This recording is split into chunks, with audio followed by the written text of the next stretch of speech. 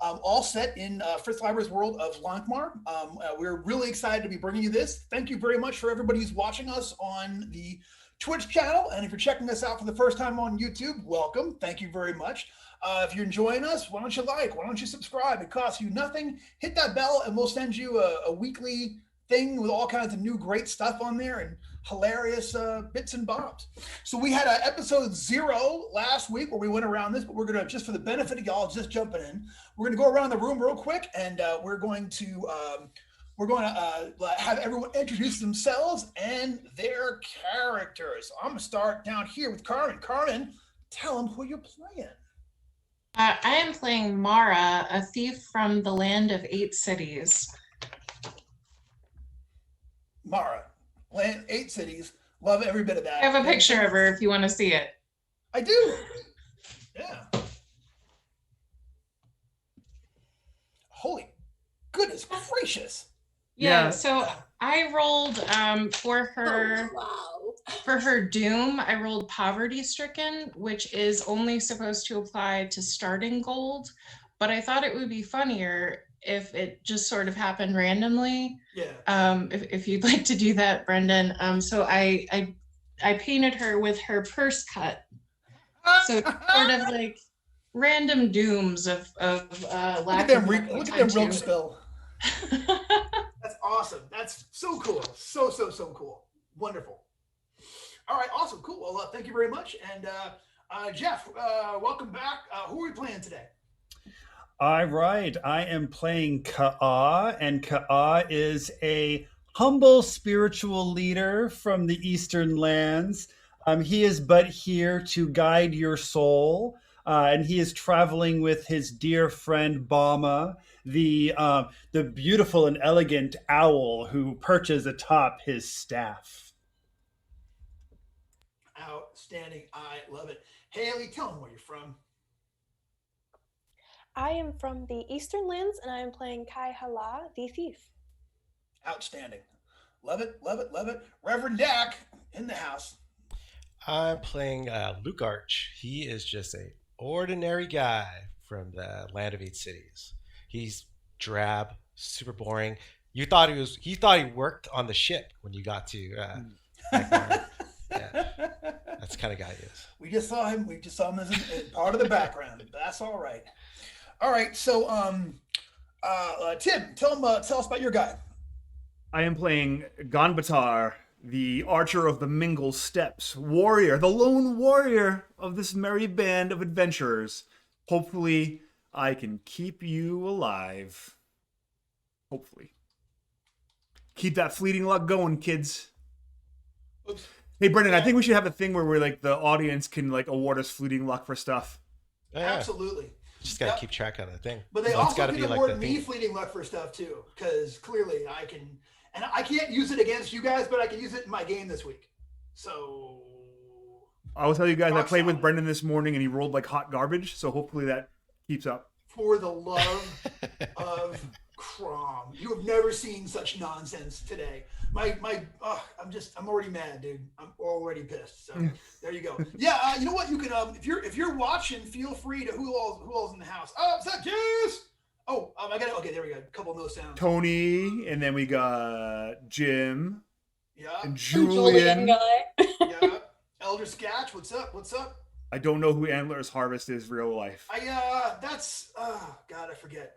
You know, I told you my theory of this. I want everyone, once I'm in charge, everyone is going to get one nickname. They use it for everything, and nobody ever again is going to be called Steve or something like that. We'll all have a cool nickname we'll come up with. But what if I want my nickname to be Steve?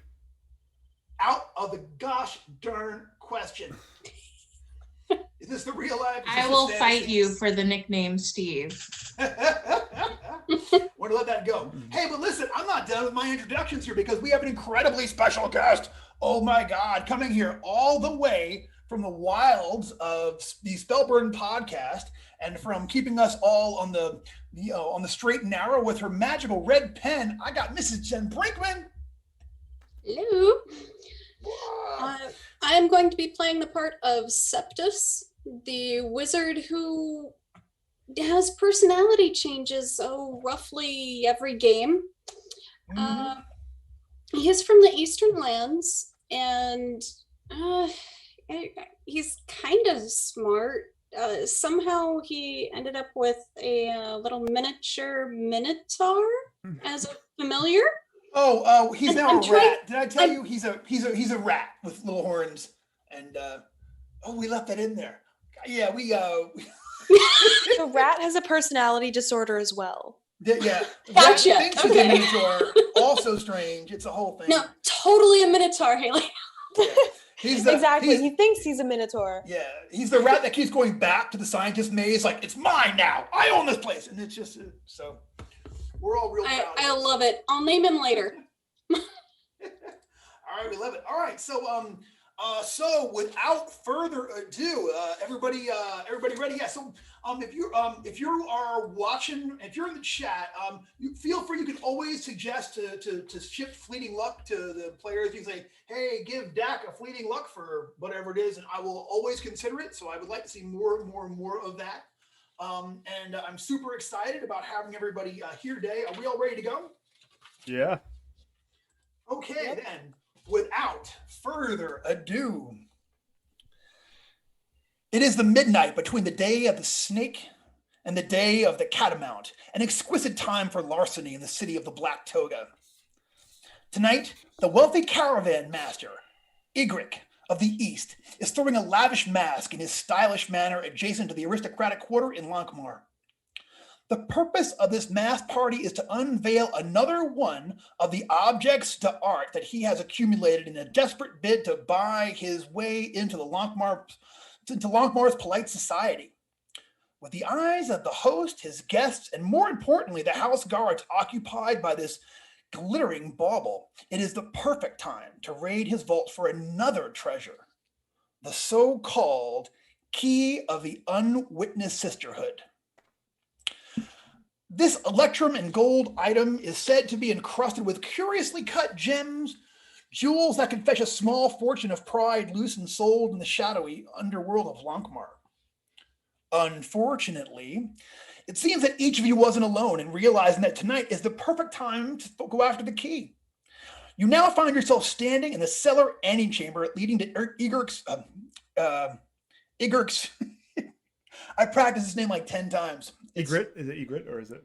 It's Igrik, Egric. Oh. Egric's vault. Not alone as you'd hoped, but in the presence of others. So all of you have showed up there at the same time to rip this guy off, and you look around, and here is all 6 of you, all there instruments of breaking into a place. Quick glances make it obvious that you're here on similar business, and hands rest on dagger hilts warily, and spells are being prepared under your breath. However, you have a moment to respond. However, before you have a moment to respond to each other's unexpected presence, yet another party makes their appearance on the scene. The thunderous tread of booted feet down the cellar stairs announce the arrival of hired bravos from Lankhmar's Slayers Brotherhood, likely employed by Egric to bolster his security on this night. Thieves in the cellar! One leather-clad hired sword exclaims upon sighting you. Let's earn our coin, brothers, he cries, as he and his comrades in bare steel blades and charge. So there are 5 of these cats. They come running down the stairs. They see you guys, and they're like, let's earn our coin, boys! And they all draw their weapons, and they're getting ready to charge at your guys' center of mass. So let us all then roll initiative. I'm on 12, y'all. That's not even a crappy. I think I got all my bad rolls out this afternoon. So, all right, 12 Slayers. Okay, so how do we do, Jen, for Perceptus? 4. 4 for Septus. Oof, gosh. Okay, how about Ka'a? 11. 11 for Ka'a. So right behind you. All right, Lukarch. 16.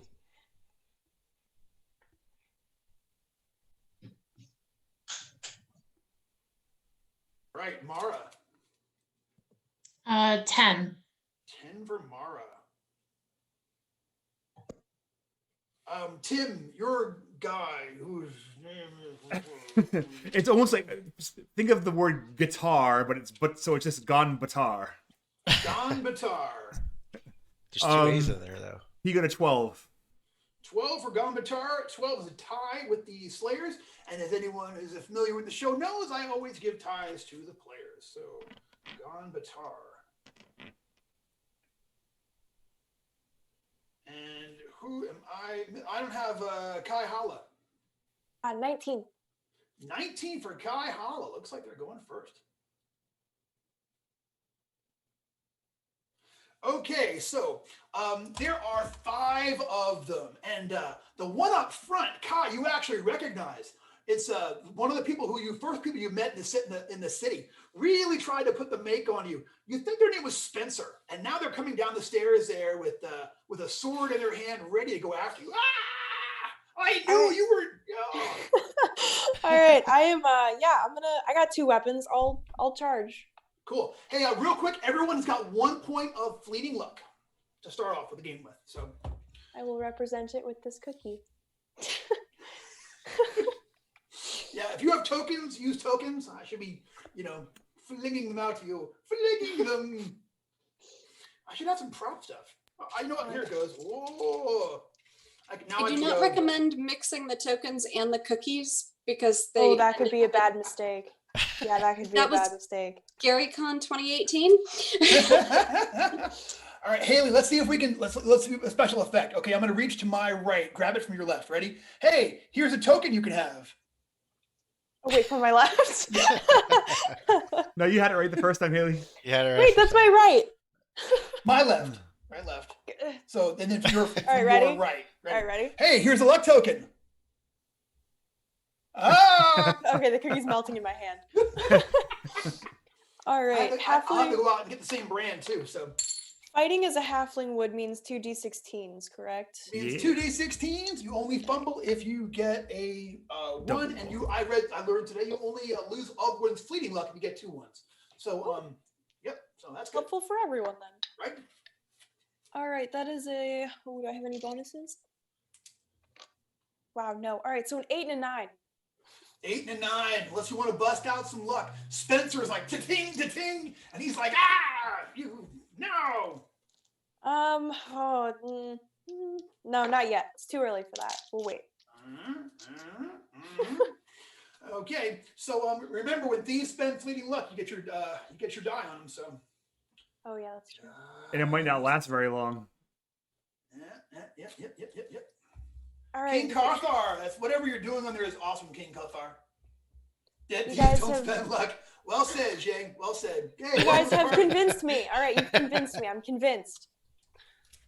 All right, so you want to spend on, you got an 8 and a 9. Yep. So how do you want to... I am going to spend it on the 9.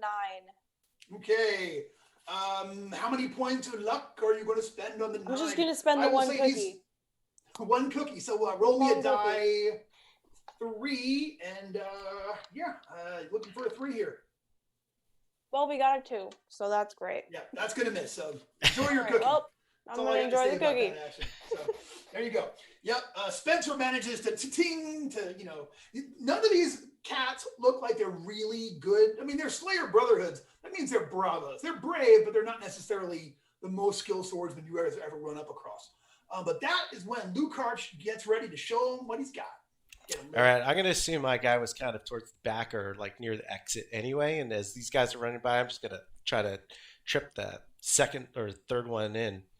They're charging in, right? Yeah, they're charging in. You're going to. Yeah, I'm just going to go and stick my foot out as this guy's running past me. And, all right, cool. And making a trip. All right, give me an attack roll, and I'll figure out how I'm going to do that. 12. Does 12 is not 12 is going to hit. Yeah. So I'm going to give him an agility check to keep his feet and not eat it. The other thing happens. So when Lukarch puts his foot out there and this guy hits it and falls and in fact eats it. So guy number 2 has gone down. So it's Gon Batar. Gon Batar, you are up. One of these guys is on the ground, just laying there. Are any of them charging me? Totally are. They're coming down like a scrum coming down the stairs right now. So they haven't yet hit the ground and burst out, but it looks like they're getting ready to charge at everybody. All right, so the one in the front charging, my mighty deed is to shoot him in the leg because I want him to fall and cause the other people to kind of tumble down the stairs as well. Bet. With Jill's kiss, my mingle bow, Brendan. That's right. One of the what a roll to start this off with. I got a 19, which is a crit for me, and can you see? No, you can't see, can you? No, and a I can't. 3 on the deed. Oh, well played. Well played. All right, so go ahead and first roll me that damage, and then roll me your crit. Let me grab my little booklet. All right. Let's fix my camera now that I messed it up. I need to get an actual die cam. That'd be awesome. Oh, I know, but we would all need them. You know what I mean? Or it would be weird. Like, I should have a die cam because I'm sure no one believes how bad my luck actually is. But I'd love to demonstrate that. I'm not, All right, so my 3 ones in a combat. damage is 8 without the crit so Okay. far. So you know what? Instead of rolling me that crit, why don't you just describe well, you got a 3 on him, so you shoot this guy through the leg. It goes through clean. He's gonna tumble down there. A 3 is gonna be a chance of him screwing up the one, another guy. So I'm gonna give another one a chance to make their check. He's gonna get a 2 on that. So he falls over and collapses across the guy in front of him. So he kind of drags down the next guy in line. So now there's 1 dead. There are 2 who are prone this round, and one of the prone guys essentially has a dead dude laying there on his back and looking like a jerk. So so prone. All right, outstanding. Julian has a good question about, is there fleeting luck for dirty crits for 19s for Straight 20. Good question, No though. fleeting luck. And that is a good question. No fleeting luck in a dirty crit. Otherwise, I got a warrior getting fleeting luck twice as much as anybody else. It just seems, Hey, they could have been warriors too. They can cry about it. Yeah.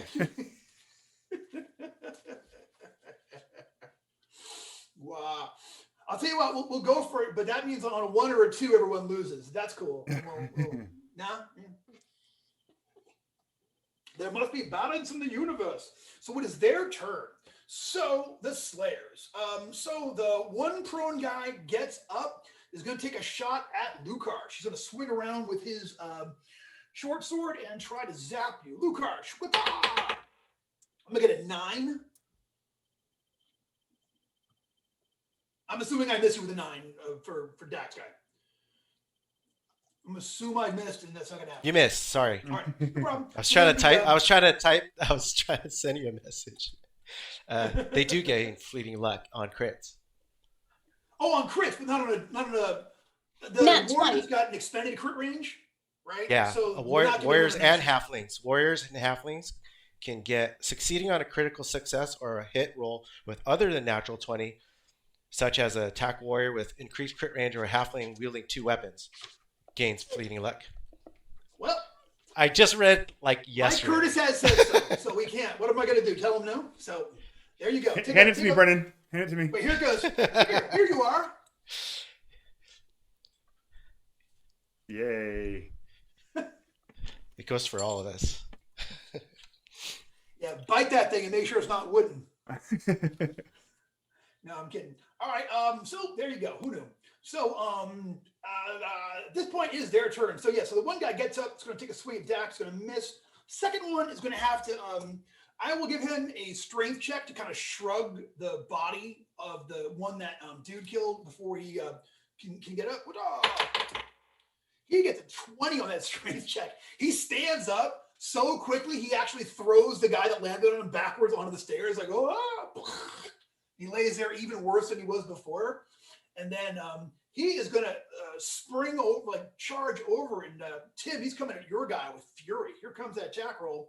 I'm going to get an 18 with that. So, yeah, that's going to do it. Yeah, man. So why don't you take, I don't even, you know what? I rolled, this is just directional. I rolled my directional die. I got to go for a reroll here. Dragon. I take southwest hit points. Man, you get they're all going southwest right now. Dude, you got a dragon, dude. You can take 6 points of damage. He is going to get you. It's brutal.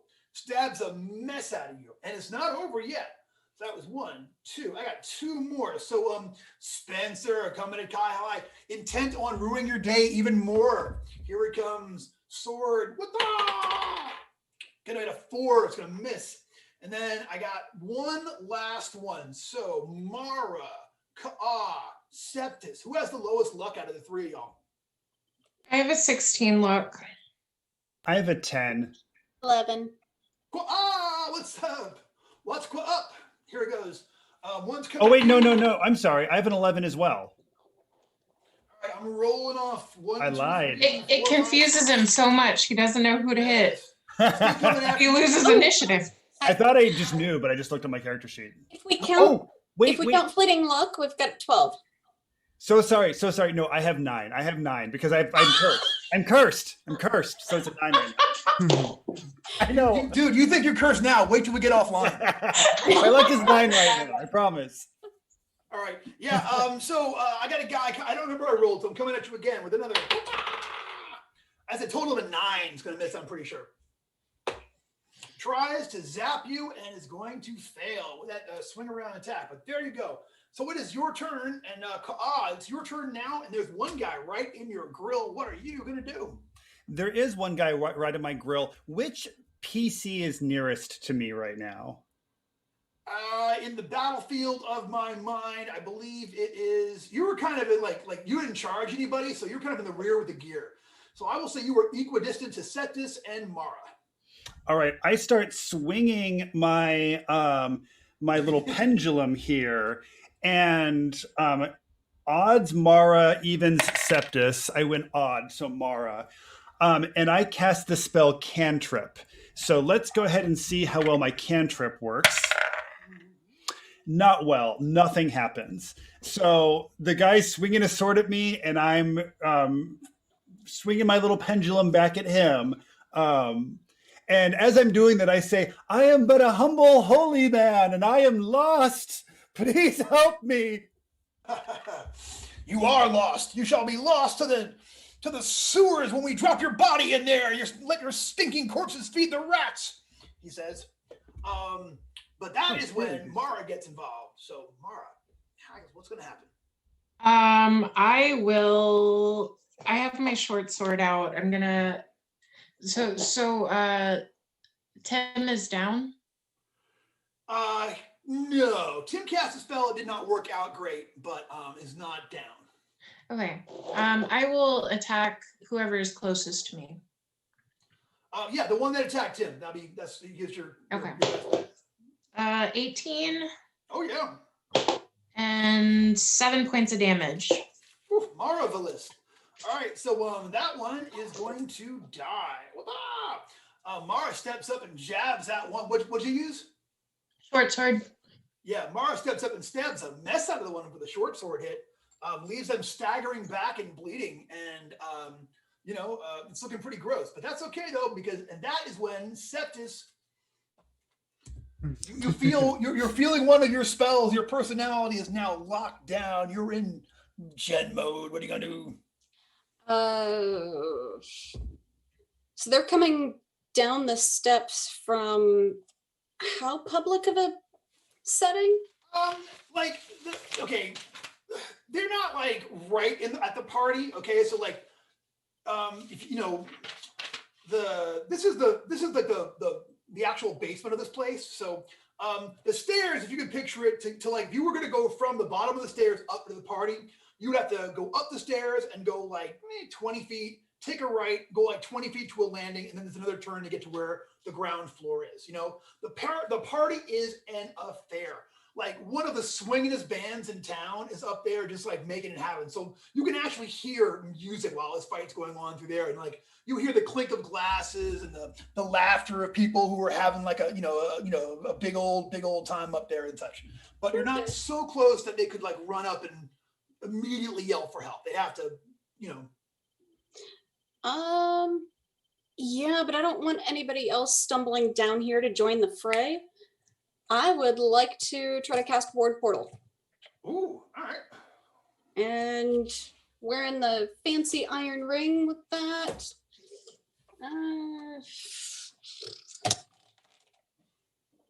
Not too shabby. Total of a 17. So I'll make my way to the bottom of the stairs or close, I guess.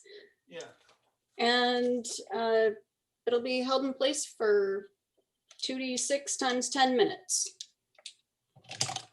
Okay, so it'll give us some privacy so no one else can come down.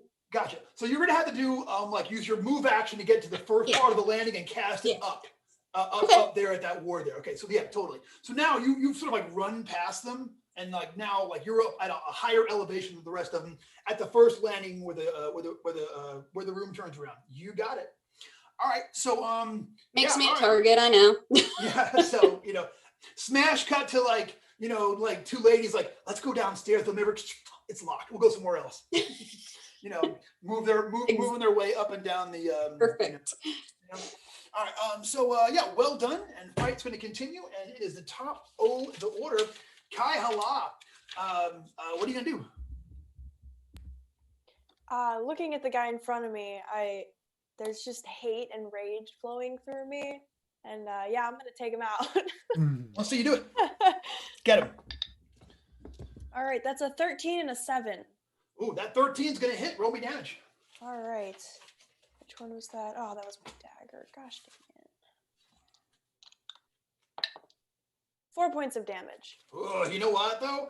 Like, you turn around, you execute the flying swallow turn, and you get Spencer right in the sweet bits. And he kind of goes, it's not my fault. You were the one. And he collapses over dead. And you get a point of fleeting luck per arrangement. So well done. Perfect. Thank you. Really absolutely. But his friends, you know what though? But his boys aren't going to thank. They look down and they're like, fair. They're like, and I'm about to use some language here. So if you've got kids at home, clap your hands over the ear. They're like, that bitch got Spencer. Get her. Apparently he's real popular with the jerks. So fight's going to continue. But it's time for Luke Arch. Luke Arch. All right. So is the guy who got up.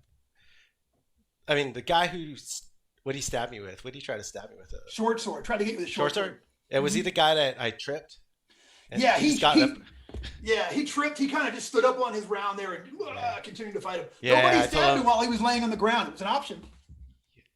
Yeah, it's like you should have stayed on the ground. I could have slit your throat instead of just tripping you. And I stick him with the long sword. Get him.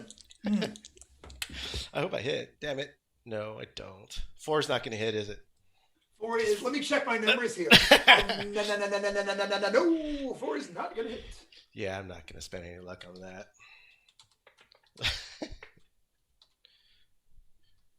Okay, so that's it. It's time for the Gom Jabbar.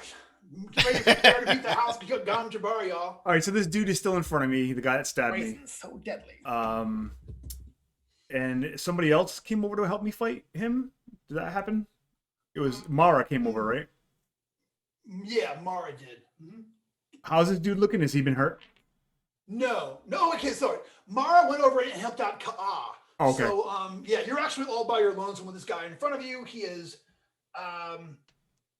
the first guy you shot with the arrow is dead, actually. This is the second guy. The guy that he landed on, the guy that guy shrugged up, saw you with the bow there, realized that you were the author of his woes, and charged you with blood intent. Can I shoot him point blank, or do I need to draw my sword? You can shoot him point blank. He said you can shoot him point blank. You go for it. I think, because of the fact that he is menacing me with a sword, my deed is going to be like when I draw my arrow, I'm going to like lunge at him with it, like I'm going to stab him, and then quickly draw it back and fire. So I'm not sure what that would actually do mechanically, whether or not you're going to go for a fake out. You're going to try to feint with the arrow and then twing. Yeah. So if go ahead and make your attack roll. If your deed die is a 3 and you miss by like 1 or 2, you know what I'm saying? Yeah. I will take that into consideration. My D die's a 3, but I only rolled a 5, so that's an 8, 9, 10 to hit. Okay, you know what? I will say I have fleeting luck if I need it. I'll tell you what, spend 1 fleeting luck. And I will say the rest of that is made up by your slick trick with the arrow. Yeah. So you'll only need to spend 1 in order to right. in order to get him. So Cool. Spent as 1. opposed to 2 to get that armor class of 12. And my damage is 7. Oof. Yeah, man. So you kind of like, haha, I'll stick you. And like he's literally like reaching down to block your arrow, looks up and and like it does not go. The rest of the fight does not go well for him. There is 1 fellow left, and he takes a look at all of you and turns around and runs away. He's gonna run up the stairs here. Who is Sept? Sept is over the top, and Lukarch is in his grill. So Lukarch gets a free shot on him as he runs off. He's running away from me. Can I get my backstab? Yes. No, he still knows you're there, but you do get a freebie on him now. All right. God damn it! I don't think a 6 is going to hit. No, but he shrieks like you hit him. He just makes a noise like, Worse. And he runs up the stairs. And at the end of this round, he is now in range of Septus. Like when he gets up there at the top there. So wait, you can just see him getting ready to dash around the corner out of sight. What are you gonna do? I go ahead and I take out a small bottle of essential oils that I have, and I start dousing my wrist with patchouli. And as I do, my hand is starting to do some magical incantations. So let's see if my casting works. It does. Why does it suddenly smell like the Renaissance Festival in here? It smells like every girlfriend I had from high school. It smells like the year I spent on tour with the Grateful Dead. Just saying. I'm kidding. It was the summer. What you got? All right. So from the area where I had anointed myself with oils, a beam of light shoots from my wrist. It is my magic missile. And it's going to go ahead and hit him for 4 points of damage. That's it. Yeah, man. The last one was like, I'm out of here. And he tumbles dramatically down the stairs and comes to land there at your feet. There at the bottom stair. Looking. Can I step on him, say, stay down? Yeah, absolutely. This guy's giving me nothing but trouble. Brendan, as combat is ending, can I spend my point in fleeting luck to like do my healing at this point? Or do you want me to wait till recuperation? No, I'll say this. I'll say that.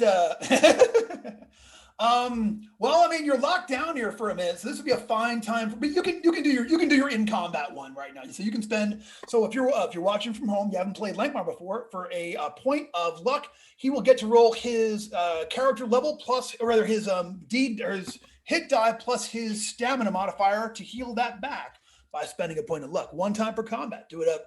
I got 6 points back, which is exactly what I lost. There you go. You're still bloody, but you're feeling better, and it was nowhere near as bad as it looked, as it turns out. It was more of a bad scrape. Turns out. Put a hole in my bearskin cloak. Yeah. So we all take a deep breath, and you look around at one another. Yeah. I'm gonna actually go over and loot Spencer's body. Gotcha. He has a time card, a name tag. He's got like he's got a note. Dear Kai, you're not all that. He's trying to neg you by post. You're about to get negged by post by this guy. Fair. Yeah, That's fair. Not cool. Not cool. Spencers of the world, not cool. If I can, Brendan, too, I'll also recover whatever arrows I can, if possible. So my rule on that is roll a d20 as your luck modifier, 11 or better. Arrow is good. Yeah, I got a 16 on the die, so. Boom. Yeah, you were able to pull that arrow right out of Buddy. Roll the second one too, because did you fire 2? Yeah, fired 2. No, that one didn't. Yeah, one breaks off a dude's body. It's a done deal. Yeah, These guys work in security? Sorry. Okay, so even though we're all very recent immigrants to the city of Sevenscore 1,000 Smokes, you realize these guys are in the raiment of the Slayers Brotherhood, and The Slayers Brotherhood guys are always hire out mercenary guards, bully boys, alley bashers, that kind of thing. Do they have any kind of mark that they carry on them to identify each other with? Yeah, they got I don't know. Let me tell you. You know what? Let's say that if they do have one, you've got it. But let me take a look here. But Okay, cool. But yeah, I'm just rifling. I mean, the guy who I told to stay down, I'm just rifling through his pockets. I'll say for tonight, for the party, every one of them. Well, let's just call it this. So for the party, every one of them is wearing a little what do you call, boutonniere? Like lapel? so they a pin. Like a pin. It's got a little flower, a little baby's breath, and some little tiny make nice, Huh. Yeah, so they're all wearing this little Right thing, out of like, junior prom, yeah. junior prom looking, yeah, exactly. So Well, I'm just gonna size up everybody. Like, we're obviously, is there enough treasure to go around? Is what I guess I'm wondering. To make in order to make nice with these people, or I'm gonna look up from Preston's body and say, "You know the drill. If you kill him, you get their stuff," and then just keep rifling through his stuff. I like the way she thinks, and I walk over to the one who is escaping, and I start rifling through his pockets. yeah, they all have right now, like all these guys, see if they have anything other than specific. Have they all been dispatched? Oh yeah. Okay. There are 4 of them, right? Each one has a short sword. They're not even wearing armor. I will say that you know what we'll do? Make a luck check for your individual characters. And if you succeed in it, you can roll a die 6, and they will have that many silver smurdukes on person. Smurducks. Go. die 6. 2 ropes. Now you're just making fun of my accent. So. That's it. This guy only has 2 ropes. That's a 6. Someone has 6 smurd ducks. Okay, time out. All right, I want to. All right, I'm calling my Silver. Someone has 6 silver. Smurdukes. How the heck do you pronounce that? Anything other than Smurduke? Smurducks. Smurducks. If you look at the rest of Liber's writing, if it had an E at the end of it, then it would be Smurduke. There you go. So it's Smurduck. Smurduck. Smurduck. Howard the Smurduck. Don't get me started on the Golditches, man. That doesn't sound word to you? No, it's supposed to sound weird. They all sound weird. Ropes and rolls. I pick up the 6 smurduck and immediately drop 3 without noticing. Yeah, like 3 of them, and they roll under a barrel there. Yes. I was gonna say, can I see if I notice that? Luck check, you I'm notice it. following her around the whole time. Your new best friend. Like when a dog follows around the kid with the Pop-Tarts. Yep. That is just gonna be my life now. Yeah, I love that. All right, so we're obviously here for the same thing, right? Apparently. I don't know. What are you guys here for? We're gonna go The there? hors Okay. d'oeuvres. Yeah. I just work here. Can't you see Mini my lapel? quiche. Yeah. Well, I wasn't planning on having partners, but I think if I had walked in here by myself, I wouldn't be walking out. So perhaps it's in our best interests to work together for tonight. For Maybe. now. Okay, for now. The web of Mog's great spider brings us all together, my friends. Do we know I don't who know what Mog Mog is? is. Mog, Yeah, the folks from the east. Yeah. No, I guess we would know anybody what from Mog the is. east knows, but Mog is a minor power who is sometimes revered here and occasionally chases thieves throughout the city. It's said. So better to have him on your side. Let's put it that way. Yeah, I'm from the 8 cities. From the We Eastern just lands, got- so I'll go.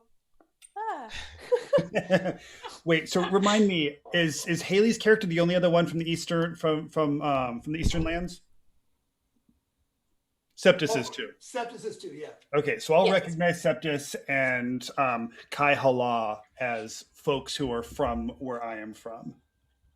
And me and Mara could probably speak the same language, speak in like slangs that no one else would understand because we're both thieves from Date cities.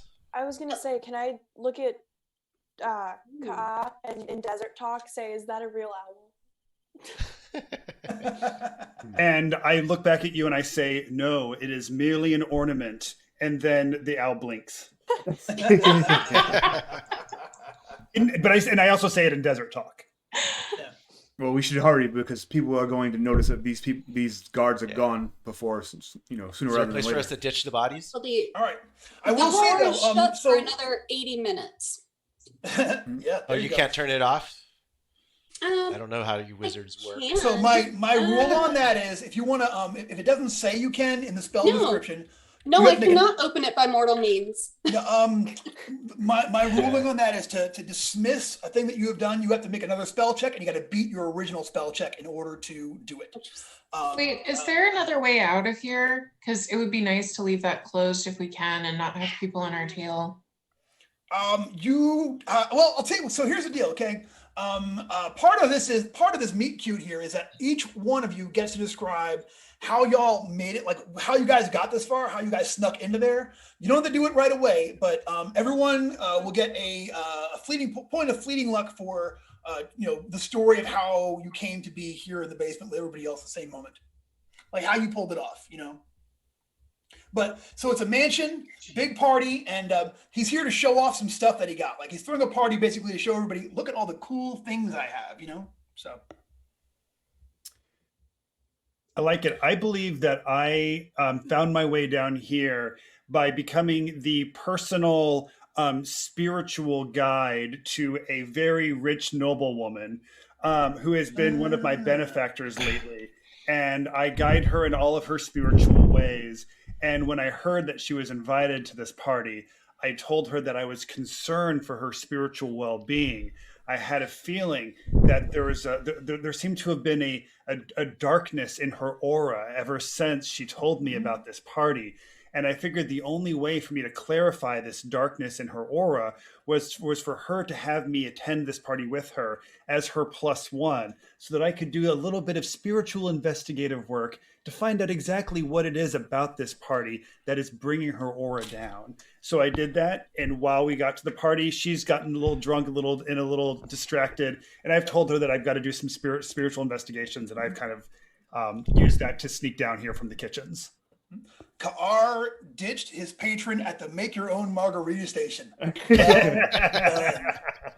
Never saw it coming. Take a point of fleeting luck. That's awesome. Cool. All right, so let me real quick describe your environs. So there was a flight of stout wooden stairs across the low-ceilinged room of mortared brick. Crates and barrels are stacked along the east and west walls, dusty and disused. Niches in the wall contain thick, sputtering candles that lend dim light and far too much smoke to this room. It's getting smokier because now the door is shut. There's no way in here. In the north wall is a large, circular iron door. A complex-looking lock is integrated into the portal's face. Strange symbols ring the circumference of the door. Ooh. Right, I'm going to start stashing. Well, actually, this whole time my character's been kind of changing his outfits into what these guys were wearing, because that's what I'm going to go for. All My right, plan was to sneak down here, take over somebody that worked here, take over his costume, and then infiltrate. Gotcha. But I found the doors instead, so I didn't have to do all that work. But I did it anyway. You kind of lucked into it, but yeah. So yeah, take a point of fleeting luck. You hey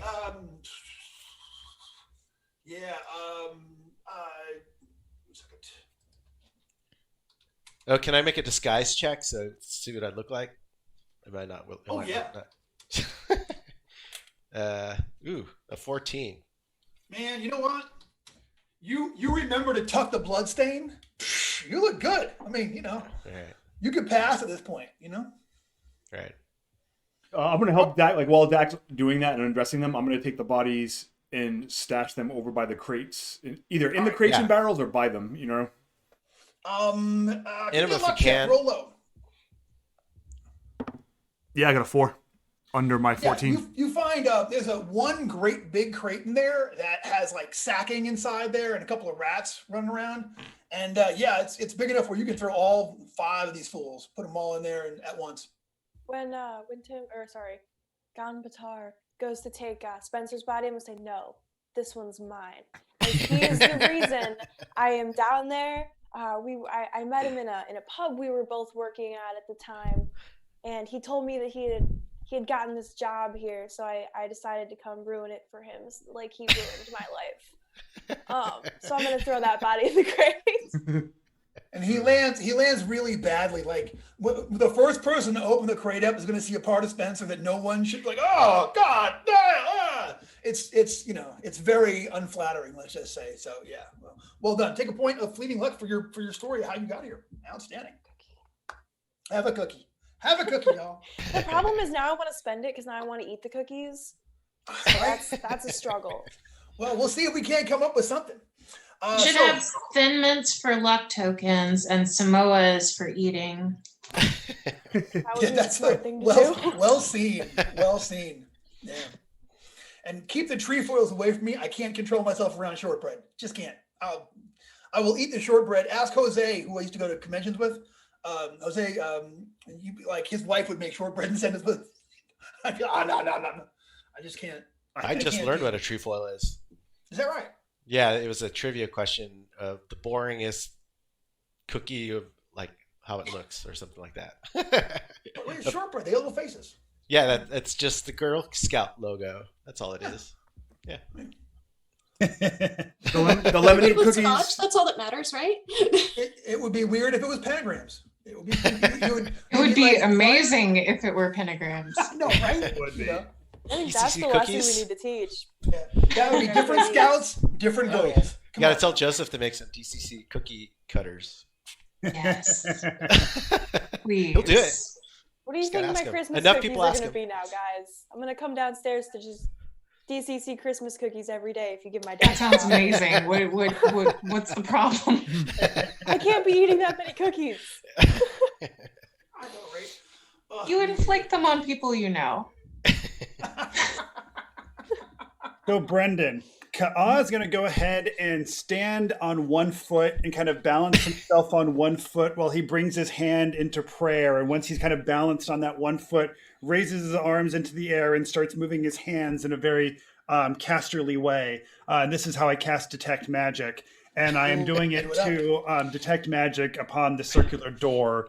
So let's roll and see how well I do. I roll a natural 1, so we all lose our fleeting luck. Luckily, I already spent mine. Damn it! I just got mine. And something crappy happens. So let's find out what the crappy thing that happens All is. right, roll a d6, and if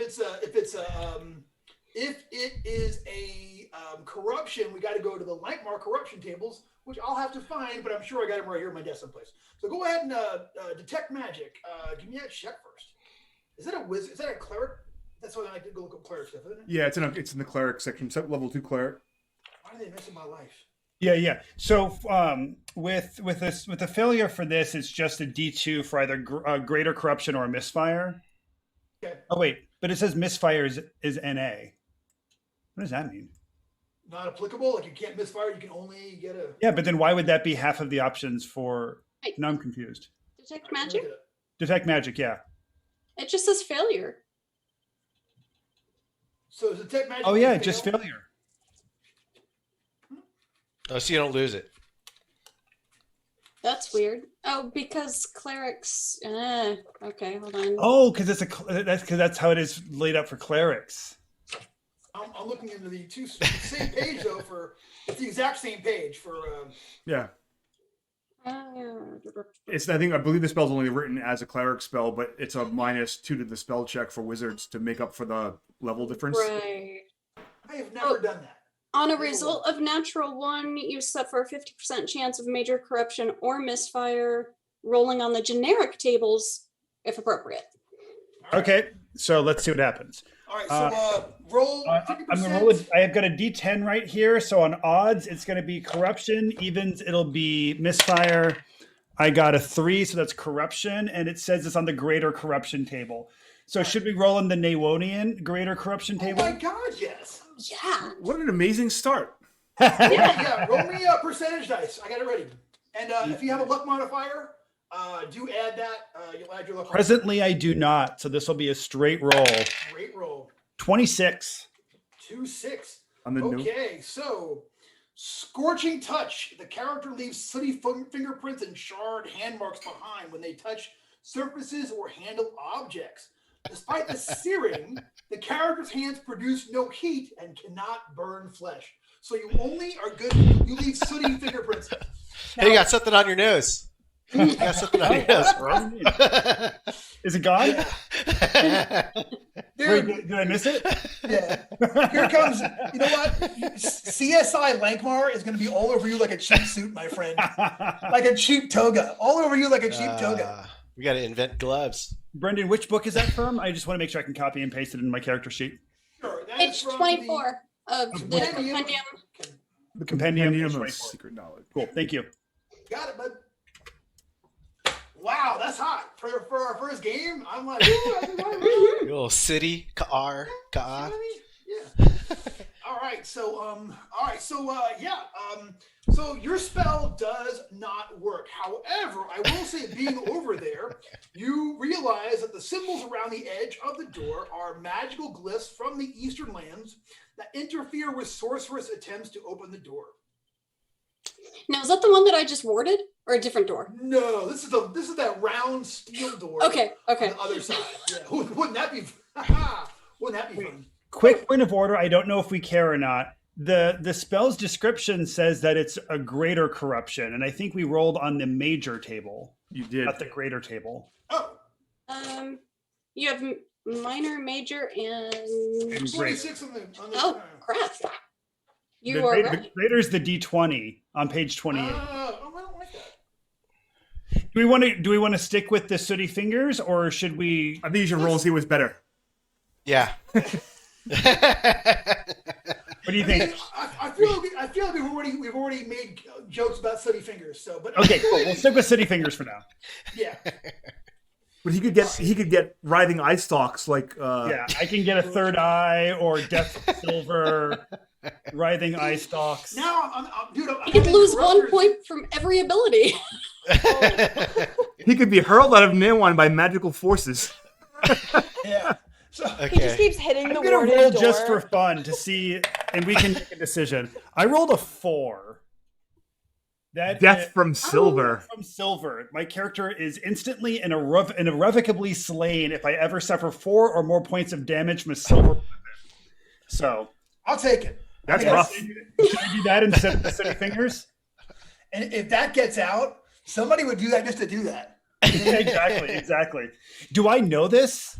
Am I aware of this, or is this You're going to find out the hard way. nobody? I will knows? say that all of a sudden, all of the Smurdukes in your pockets are all like feeling like death. They're like, I'll take those if you don't want to hold them. I can hold those for you. I will say that's Yeah. a very Allah's got that is you a back, very though. gamey corruption, right? Because imagine, so if I have a silver dagger and I stab anyone with it, they're irrevocably slain. You know what I mean? Like, yeah. Yeah, that's a super weakness right there. you, But we don't know about it, You have a technically. weakness to bullets.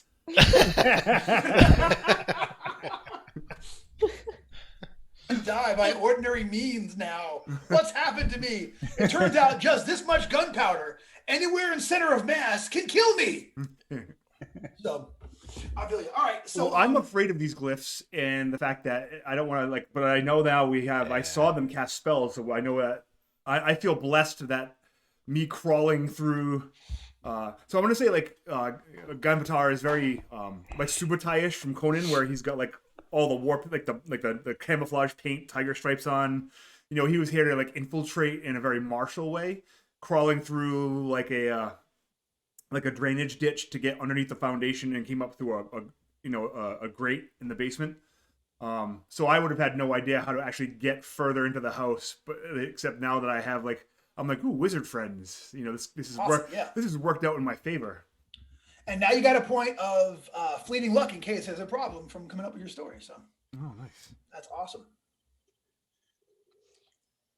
And Septus is really only here as a waypoint. Once this gig is done and he gets enough scratch, his plan was to continue on down to Elfmar, because miniature, yeah, who's living in the hood of the cloak. Nice. We'd really like to know more. Gotcha. And since they worship the rats there, it's the perfect place for me to take my new little buddy. Yeah, I got it. Yeah. It's one of those like greatest journey kind of things. All you need is a cat with an attitude and like a, I mean, your way home. I love it. You'll get that kind of attitude from Septus eventually in the show. It's all good. He also heard that there might be an open maze there, and he's very interested in that opportunity. Just, you know what I mean? I realize, but you got to act fast.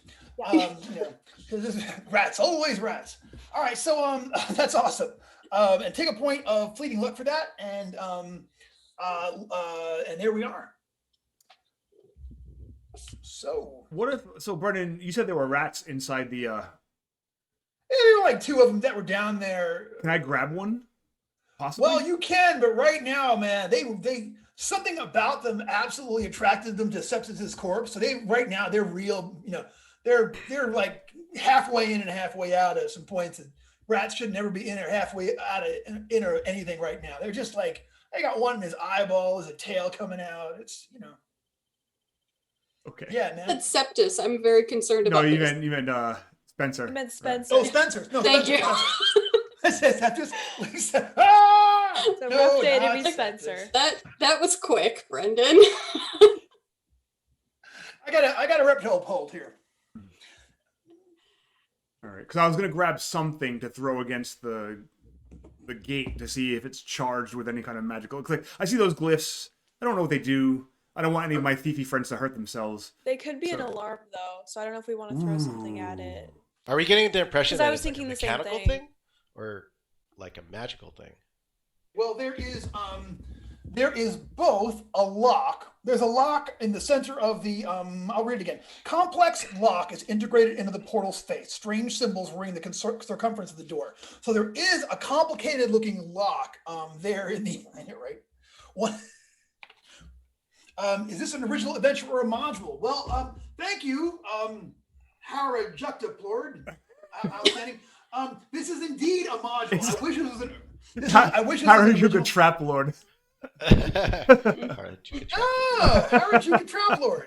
Rajayaka. I was having a hard time with that, man. Yes, so welcome, Trap Lord. Yes, this is a published adventure by Mr. Mike Curtis that you can pick up even today. This, in fact, is The Masks of Lankhmar.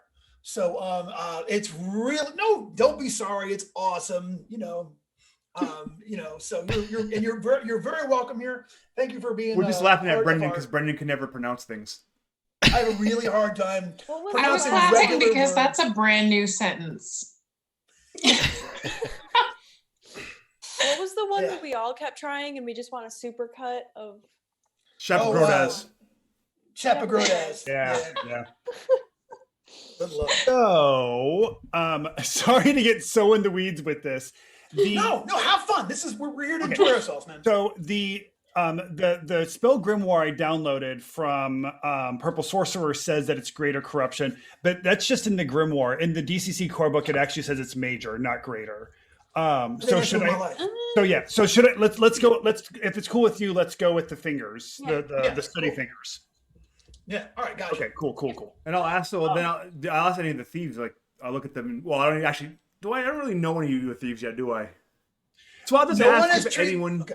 Do any of you have an ability? Like, are any of you good with locks? I could try and break this thing in, but I shake my head. I could investigate the lock, but I'm more worried about the glyphs first because it might be, if we touch the door, then an alarm would sound somewhere, and I don't want us to be trapped in here with an alarm going off somewhere. I think detect traps can identify magic traps too, right? Find traps will identify magic traps also if you roll high enough.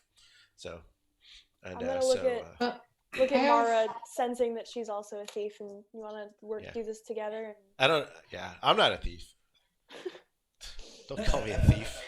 Something that we Okay. try to Yeah, you read just the look like a rules. regular guy. So I'm I'm just a gonna look at regular Mara. guy. I look like I work here. All right, so No. Mara and Kai, the way I do it is y'all can both roll, okay? The highest number is gets it, and if the other one gets a 10 or better, they get a +1 to the highest number. So this is to show us, the two of us working together to try to figure out but this is looking for traps, right? Yeah. All right, so yeah, go ahead and do that. You can both roll. The highest number is the doer, and the lower, if you got a lower number is a 10 or better. So that's right out. So 14, how did you do, 24. Mara? I got a 13. You do not find any traps on this particular thing, but you can give me a luck check. Actually, no, I take it back. Hold that luck check. It might happen later, but it hasn't happened yet. You do not find any. But I rolled a 1. You know what? It's I'll let so you hang on. tasty.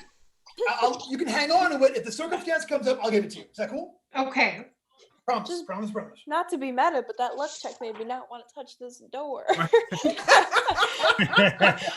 I mean, we could always take, if you weren't concerned about an alarm, we could always just like heave ho one of the dead bodies into it. And I'm gonna see get a what second. happens. I'm gonna subtly get a second opinion with All right. myself. Lucarch gives it a good look over. Yeah, Quiet. but I don't make it look like I'm second guessing them. Oh no, professionals just like- always accept a second opinion. Yeah, not good enough. Is it something that can the symbols be read by those of us that are from the Eastern lands? You know what? Anyone can try to, but Septus, just looking at these things, you know the same thing, that these are that they are magical glyphs from the Eastern lands, and that they are oh, there was a roll. Well, you made the roll, turns out. Two of you did. I don't know if So those of us who are from the Eastern lands, who are of a magical persuasion, is there any kind of like an intelligence check we can make to see if we recognize them and what they? Absolutely. Go ahead and give me that check. Because there's two of us D20, here. D20 and add your intelligence modifier. 14. Not Okay. magical, but I'm from Me. Eastern lands. I don't know if I can make a check. You recognize this? Yeah, you can, but you can make it with a D10. All right. 8. Yeah, you're not. You are certainly familiar with the form of them, but they don't mean anything to you in particular. Fafford would have opened this door by now. You know what? No. Would he have though, or would he be drunk in the corner complaining at the mouse or talking schmack? You see what I'm saying? I feel like the All right, mouser so- would have opened it by now, but Fafford probably not. All right. So you think that these with a 14, is that right, Jeff? Kaar believes correct. that the enchantments here are done in such a way that they're not going to like set an alarm off, you don't think, but you think that they are going to make it more difficult to open these things by way of magic. No, so Like, they're like, glamored to like be magic resistant. Yeah, but specifically against door opening up and kind of magic. Oh, all right. But not thiefy skills. Not thiefy hands. Not that we can tell. I believe that this door is warded against the magic folks like our friend Septus here. Right. Yeah. Well, Should Mara and I take a swing at this then? Yeah, I am totally up for that. I mean, one of us can work on it, and the other one can just, maybe try. I have a I mean, plus how many 2 of us to can do plot. Same thing. I will say, you know what? Since we have 3 thieves, I feel like you guys should all be able to team up on these things. So, yeah. But if any of you roll a 1 though, that's a mishap, and there will be issues. But yeah, you guys can go ahead and roll me. Everyone can roll 10 or better so your open locks check. 10 or pick locks. 10 or better gets a +1. Highest number is the doer. Dirty 20. Dirty 20. Couldn't help. Anybody else? Yeah. Didn't help. I did not help. I did worse than help. I got a 1. oh, Hey, remember that? Oh, man. mishap I was talking about? There goes our fleeting luck, Tim. Yep. Yeah, so fleeting luck is fled. It's fleeted. You know? Yes, thank you. I used to die that time. I don't know where my little Mardi Gras coin went. But secondly, here's what happens. So Kai, use a finger if that's what happens. no, Kai what sticks her. happens? I'm gonna say Mara. I'm gonna say that you do get the thing open, but you break your lock picks like in such a way like they just smash from doing this. So you need to re-up your lock pick set after this. Like you got a 20. I'm gonna respect that, but you had to destroy your lock picks to do it. So going forward, you literally need to get new ones before you're able to do another. You'll get a minus for it. I'll cross them off. We'll say I bumped into you while you were doing Yeah. that, so I owe you a set. Yeah, Oh. Mara's fully aware that it's Kai Halah's fault. Yeah, I got Yeah, impatient. It's fine. They aren't heirlooms or anything. I nudged you and I was like, oh, I owe you. Yeah, some but they're worth a lot of gronks. We just kind of all slowly turn and look like. Yeah, a lot of crumbs. Yeah. Grunts, they're worth a lot of grunts. He's trying to get it started. It's like, on the chain wax. All right, so but however, the things are destroyed, but it is now open. Right. The vault door is open. I'll look at them. I'll go first if they want me to, since I'm, I obviously feel like I'm the most robust, even though they don't know about my asthma. Unless they want to be stealthy and stop me, but otherwise I'll lead the way up the stairs. Sure. I could sneak silently in front if we'd prefer that. Just to have If you want to go ahead. I can sneak silently too. I was gonna say it can't hurt, but I could roll a 1 again. We'll see how it goes. All right, so we're gonna creep the door open just a little bit, and then everyone get ready to you're sort of waiting there to sneak in quietly. Yeah. Also, while this is happening, I'm getting very distracted because I'm noticing that I've got this soot on my hands and I'm wearing these cream-colored robes. And I keep trying to get them off, but more soot keeps getting, and I'm looking around trying to figure out where I'm getting all the soot on my hands from. Like a Sharpie? Yeah, Or and now I just have soot all over my cream-colored robes, and I'm getting very disturbed by all this. So I'm a little distracted at the moment. Are you into charcoal? Charcoal? Yeah. Kaar looks like the model. Rat safe. Yeah. Kaar looks like the model they use to teach cops how to find fingerprints. Now, if you look at this here, you'll see these smudges are, 17 points of articulation. And all right, so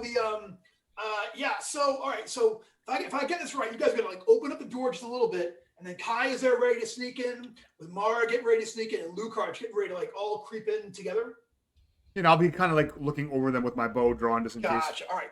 So you open it just enough, right? But here is what happens. Y'all get it open that much, and all of a sudden you'll hear,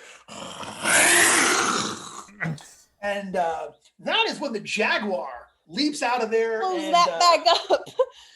if the initiative is right. Dun, dun, dun, dun, dun, dun, dun, dun. So let's see how we do. Everyone's got to beat. Sorry, wrong room, and then just close. You got to beat a 12. Beat a 12. I did. Are you kidding me? Now I get a freaking 18. Why can't I roll when it matters? 19? It matters right now. That's We true. just There's got a all the ones jaguar. out of the way early. There's a jaguar on the other side of the store. It's a jaguar in the basement. I got a 17. 17 for. So right, that's a front room animal. That is not a basement animal. I know, right? Mike Tyson does not approve. He's like, you have to have them. What's even the point of having them? Lucarch, give me initiative. 10. 10 for Lucarch. 10. A very average 10. I like that. He's going for the whole nondescript thing, and I respect it. Septis. Yeah. If you'll look, Septis is +1 from Florida, so. No. The I little know. little F, big L for fleeting luck. It's I know. it's a Jen thing. Sorry. Yeah, Is it possible from the vantage point of behind everybody to actually see what made that noise? you know what? You don't even have to, because it's it's it's literally leaping at the door as we have cracked it open and Okay. wrapped it up there. So How are you dealing with spells that take a full round to cast? Do they resolve at the end of the round, or are you shortening it up to be one action for the sake of the show? a full round spell will go off at the beginning of your next action. All right. Hey man, I just lost on 1920 Fleeting Luck. I'm gonna screw you guys every chance I get from the whole thing. 2 round. I dare someone to cast create food and water or food of the gods. I will put a shot clock on you guys for 10 minutes. And just like it'll be like 60 minutes up in this piece. Something tells me I can't get something off like Fleeting Hands or Flaming Hands without Fleeting Hands. Look at them go. Without catching the rest of the party, awesome. right? Like catch these hands. No, Fleeting Hands is a one. It's a one action spell. I'm almost positive. Right. I'm not sure if I can get the large cook cat a few of us Without cooking us, yeah. Yeah, without cooking the friends. Oh, I think the Jaguar's like face level with me right Let's now. start with Septus's initiative. Let's just get that out the way first. What'd you get? I have a 19. Oh, I already got you down there. Sorry. So it's Yeah. Septus, Mara. That's why I was asking. Okay, my bad. 17. So I will say Septus, since you're going first, I will say you can kind of like, sort of put one across its bow from the top there. You know what I mean? Like I will absolutely fire across the bow. Yes. This is what it looks like if you're a jaguar. Would you like my initiative as well? Brendan, would you like my initiative as well? Did I get it? Yes, I would. I rolled a nat 1. Oof. Does that? I am not. No. We are not Not on taxing initiative. Fleeting Luck on a nat 1, not initiative. It has to be a roll that you can actually fail, not so much initiative. Gotcha. Thank you. I really did. That kneeling thing was funny, but I fell today and it really hurt. So I shouldn't do that anymore this evening. So God, being old, man, I'm telling you. In my haste to try to protect my little anti-cat friend, I lost the spell. It was nothing spectacular. All right. So y'all see Septus jump up, and then we don't know what happened from that. But that's okay though. You know why? Because we're just getting started. So it is Mara. You are second in the sneak in line. I had an 18 initiative. Sorry, I don't know. Oh, I thought Mara had a 19. You had an 18. Oh, Is that okay, right? sorry. I had a 17. I think Ganbatar and I are matched. My bad. All right, I got you down to 19. Fixing that. I think that was last fight round. She had a 19.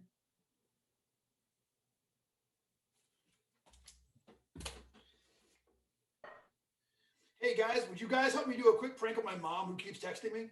Yes. I told her that I was, doing this. All right. Jeez, Mom, I told you. If you could all on three Stop say, bothering me. you could all say, he got the message. He got the message. Thanks, y'all. I swear, I just told her, she's driving me crazy. Brendan, do you need to have a hamburger? Jeez, Mom, I'm gaming. Leave me alone. You sound like Connor. Did you eat today? I got cookies. Leave me alone. Give me some cheesy poofs. After the game, I'm going over there to move some basically move some things in their house for them because So how many fish sticks for Brenner? How many you got, King K? So but anyway, so thank you for that. She'll have a laugh at that hopefully. So I'm broadcasting, so Or she'll be really mad at us. We just yelled at your mom. No. My mom is. You know what? My mom is hilarious and a good sport, and we'll have a laugh with that. So. Okay. And would hook up fish sticks if I was to ask, and all kinds of snacks. Okobi, thank you by the way for tuning in and watching our show. So all right, now that we have the initial put out, Kai is on 18, then Ganbatar and Mara are next. So Kai, You are in the front of the line, and hey, Jaguar. Yeah, so is the Jaguar like, so I'm like, assuming I'm like next to the door, you know, like opening it a little bit. Is the Jaguar going like past me or at me? Because if it's going past me, I might try and like. Yeah, that's going to depend on how well it makes its attack roll. It might be going past you, or it might be one-stop shopping. So it's not past me yet, so I couldn't like slip into like past it in the door because it's like there right now. No, you have the initiative. So if you want to, and you give me a sweet agility check, let's say a 13 or better, I will say you can crouch down and do kind of a combat roll. So you will roll sort of under it, and it'll be coming over you. What's up, Mara? Tiger. I'm just saying, you can totally pull it off though if you want to.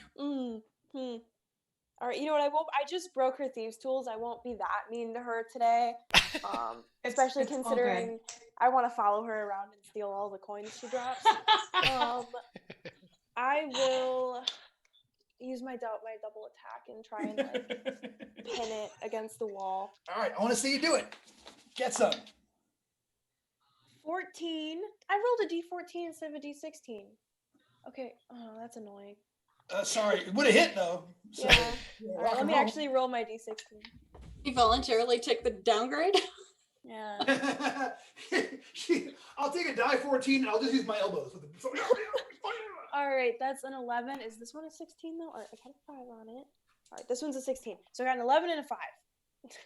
All right, so the 11 is going to miss, and unless you are looking at, we're looking at some unless there's some luck expenditure here. You know what? I'll burn the luck. That one's on my long sword, so that's how many points of luck you want to burn for this particular one? I'm gonna say you're close. You're close.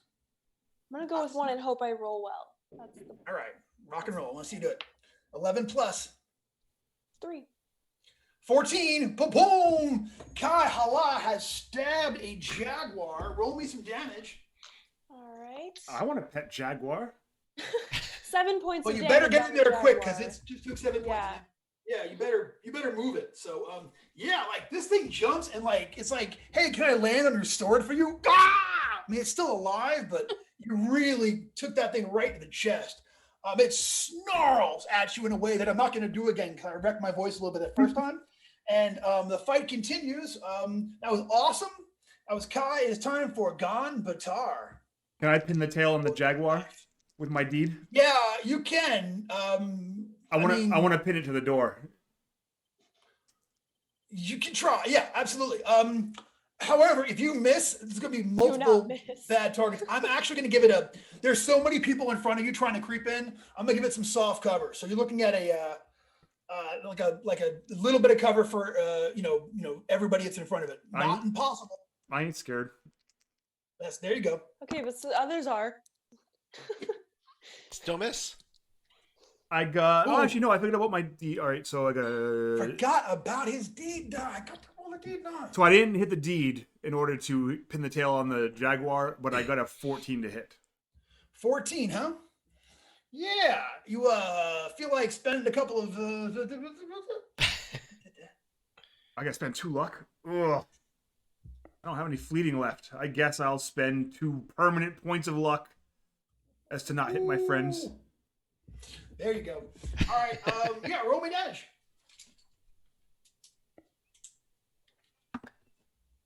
I got 2, 4, 6. You know what though? Like that shot just goes right through its head and like hits in the back of the skull. The thing falls to the ground, clearly dead. Arrow out, like going in through its mouth and out the nape of its neck on the other side. So that was awesome. And it is Mara. There is so here's the thing. There's one more. Now that you have put this one down, you can tell there's at least one more inside that is growling and making noise. Am I within? Can I charge in and stab it? Yes.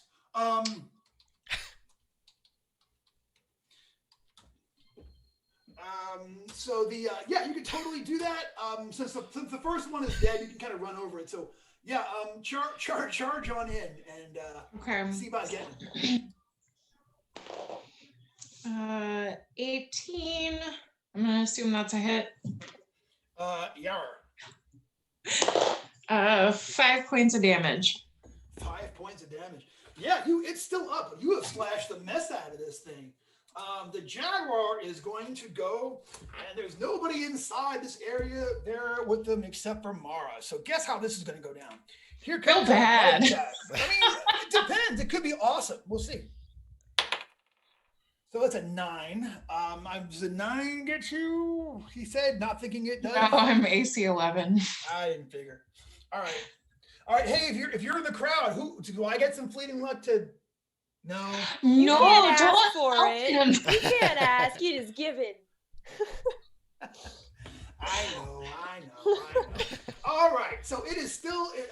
It tries to claw at you and misses, and it growls angrily, but can't do it. And that's when Luke. It's my turn.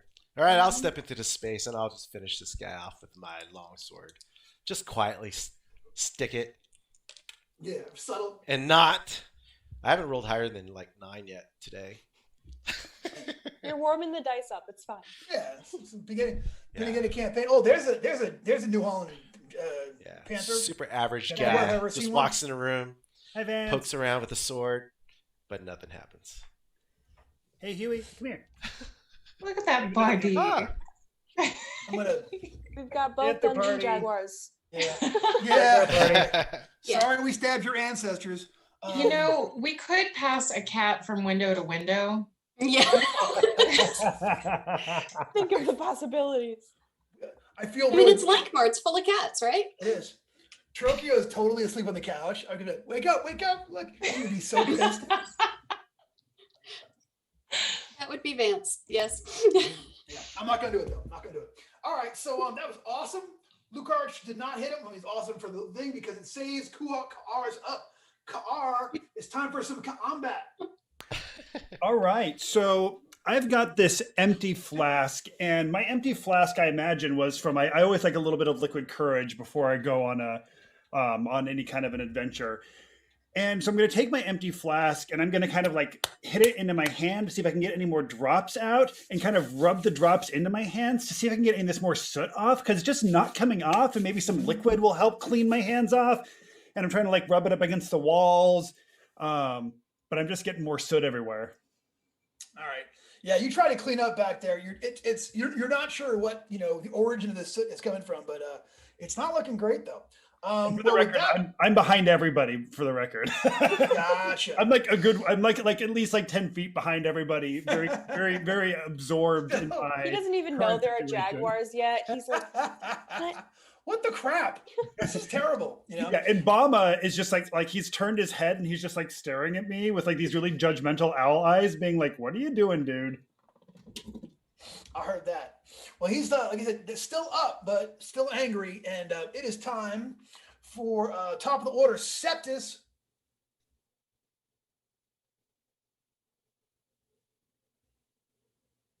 It got really quiet. Can y'all still hear me? Yes. I'm Oh, God bless. I'm a little on the fence on this one. I don't know that they actually need me to try anything. I mean, they've got this. I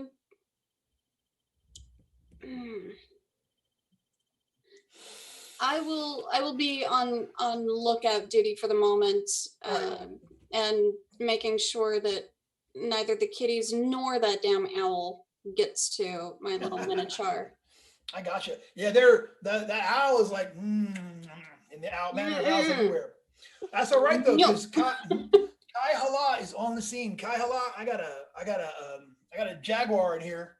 2-seater, 350 horsepower under the hood. It's just pissed. So Yeah, it's Mara's fighting it in the next room, right? yeah, but you're like you got like the door is now cracked. The leopard that was or the Jaguar was keeping you from getting inside is now dead there on the ground. So you can just step over it and get into the room and be in the room and join the party. Party's waiting for All right, you. I guess I won't close the door and lock Mara in there with a live Jaguar. I'm just stating on the record that these are ideas I have had that I'm choosing not to do. I hear you. Yeah, I'll help her. I'll try and help her out at least. I'll join the fray. All right. if I can. Oh, that's a 15 and a 14. Oh, my dice are. Oh, that's 2 hits. Yeah, roll me some damage. All right, let's see. It's this and this. So wow, really? Total damage is 4. That's dumb. Yeah, but you know what though? Oh yeah, it's still up. It's ragtag, but it's in broad shape. So 4 points is gonna. I can burn luck on damage, right? You can burn luck on damage. I'll burn a point of luck. See if I can knock this thing out. Yeah, roll some damage. Roll me a point of damage. That's another 3. So wow, that's it. Damage is 7. Yep. So yeah, you come in and just get it just the right way, right across the neck. And it goes down. You have slain the thing. Hey, you know what? Let's have some experience points. Let's say for first fight plus this fight. The first fight Jeff caught a corruption. So I'm gonna say that's a 3. I'm gonna say this one's a 2 because I didn't really hit anybody. But you had to fight Jaguars. So we're looking at 5 experience points so far for everybody. Do we start with 10 since we're already first level? How does that work? I'm thinking we're going to start with 5. Like start with 0, and now you got 5. You know what I mean? So I think the benefit is you start at first level. The loss is you need X amount more extra experience points to hit second. That's the way I'm playing it. Sounds good. I would like to grab the Jaguar's body like by the tails, like drag them over to everyone and just kind of like hold them up like. All right, who wants them? I guess maybe give them to Kaad. Be like, if you can wipe your hands off on these, I guess. Yeah, I'm wiping my hands on the black fur, and for the first time, it doesn't look like I'm leaving a mark anywhere. So I'm feeling much more satisfied. Like, okay, thank you. Are they wearing collars or anything? Halal. Are they wearing collars? Are they groomed, or are they left hungry and? Well, according to the Twitch chat, they are endangered East Newonian dungeon jaguars. Yeah, you got a new gang in town after you. They're called the Peta Boys, and boy, they're not happy with you. They're gonna show up with buckets, y'all. Y'all busy get Peta buckets. So so yeah, I got so we're gonna okay, we door is open. We take a look around. Okay, so low angry growls. Beyond the tawny beast stands a forbidding looking door. But yeah, the only thing in here, there are scraps of bloodied meat. That's what you see there on the floor. Okay. Dinner. Got it. Yeah, you guys are having to hold back your rat and owl. You're like, no. Why is the door foreboding looking? Is it well, you want to walk over and take a look at it. It's a stout bronze door of curiously crimson tint, barring further passage into Egric's vault. The face of the door is inscribed with flame-like patterns and strange sigils line the edges of the valve. The valve. It's got a valve, I guess. A single keyhole set in the middle of a circular plate rests in the dead center of the door. So there you go. That's what you see. Well, I didn't see any keys. Hi, Greg. Had them. I would like to go ahead and balance on one foot and start doing movements with my hands again. With your city hands. Yeah, my city hands. Let's see if things go better this time. Gotcha. Chim chim charu. They do go better this time. So now for the next 20 minutes, I'm going to be aware of any magical enchantments on objects or creatures within 30 feet of me. So I'll walk around the room. Is anything magical? Yeah. So those glyphs on the door, you recognize them, and you see that there is a fire spell attached to those things with your magical propensity. But even with your plain wizard eyes, you realize that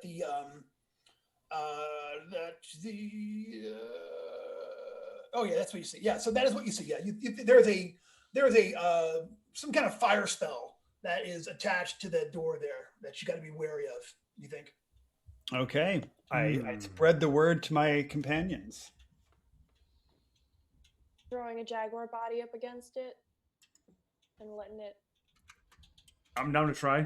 I'm also down to throw Spencer's body against it. How big is this room? It's a long walk, but I'll do it. I'm like, wait, hold up. How big is this room? All right. Hey, Lucar, since you're looking around, give me an intelligence check. Okay. We should probably be more aware of our surroundings than we are. We're just like, door. Get it? You know. 7. All right. This room's about, say, 25 feet wide, and it is about 20 feet north and south, with the door on the north wall. And it came in from the south? Yeah, you came in from the south, and with a 7, that is all that you see. Yeah.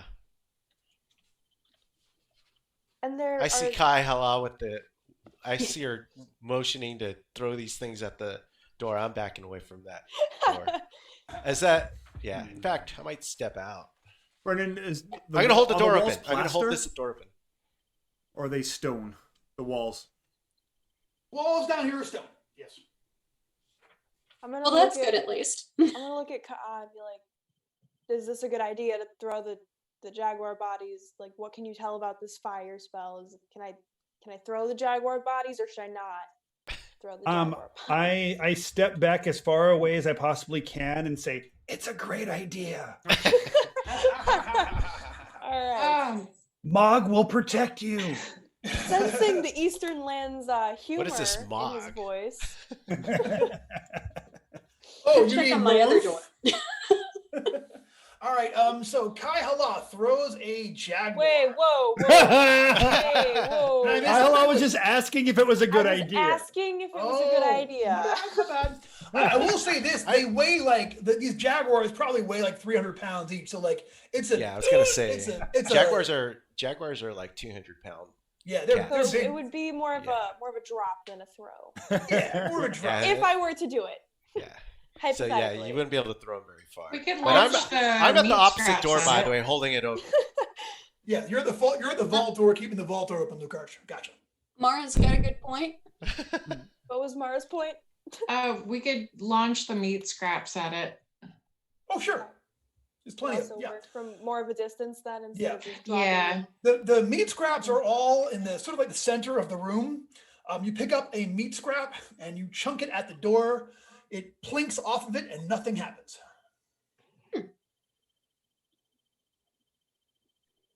Brendan, the again, key's not like on like the lintel or the not that the lintel, right? Like sometimes you put it over your bathroom, like. Yeah. Nah, you feel around up there. You do not feel a key over. Are there any stones that have a false bottom? You go around for stones. Maybe false some bottom. dog poo. Yeah, I would look in the the barbecue grill, under the mat, but yeah, no, you find a key in none of these spots. No frog statue. There is no frog statue. Hypothetically, food? how upset would Septus be if we were to throw the rat? Like, just I don't know how magic works. How upset would you be? Because that's alive. You've got to get it first. All right, that's fair. Yeah. Someone opens the Hooded door. cloak. Hey, King Kothar says that someone opens the door the old-fashioned way, I'll subscribe to the channel.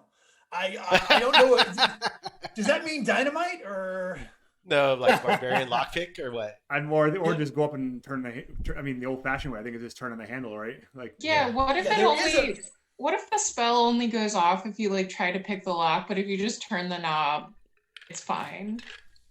There's only one way to find out. I like That's that. all right. I'm pretty sure the author of this adventure wouldn't like that.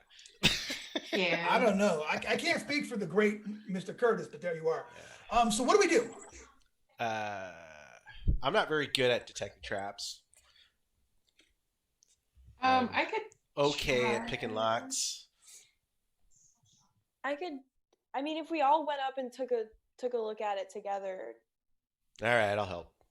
We all. We're gonna try use to. the We'll try to previous disable right? this. Yeah, the three thieves. We're gonna try. The Step three one. thieves are gonna try to disable it. Three Here it thieves can comes. try to disable it. Go ahead and Yeah, here it comes. We're I'm getting gonna miss my the face. instructions. So we're all up there scratching, just staring at it right now. do it. Yeah, taking a look, and you're looking for wire. I roll a natural one. Sorry. I just poked at it. I said, fuck it. I did it old-fashioned style, just like... Ow! Just like Elder Skatch asked us to.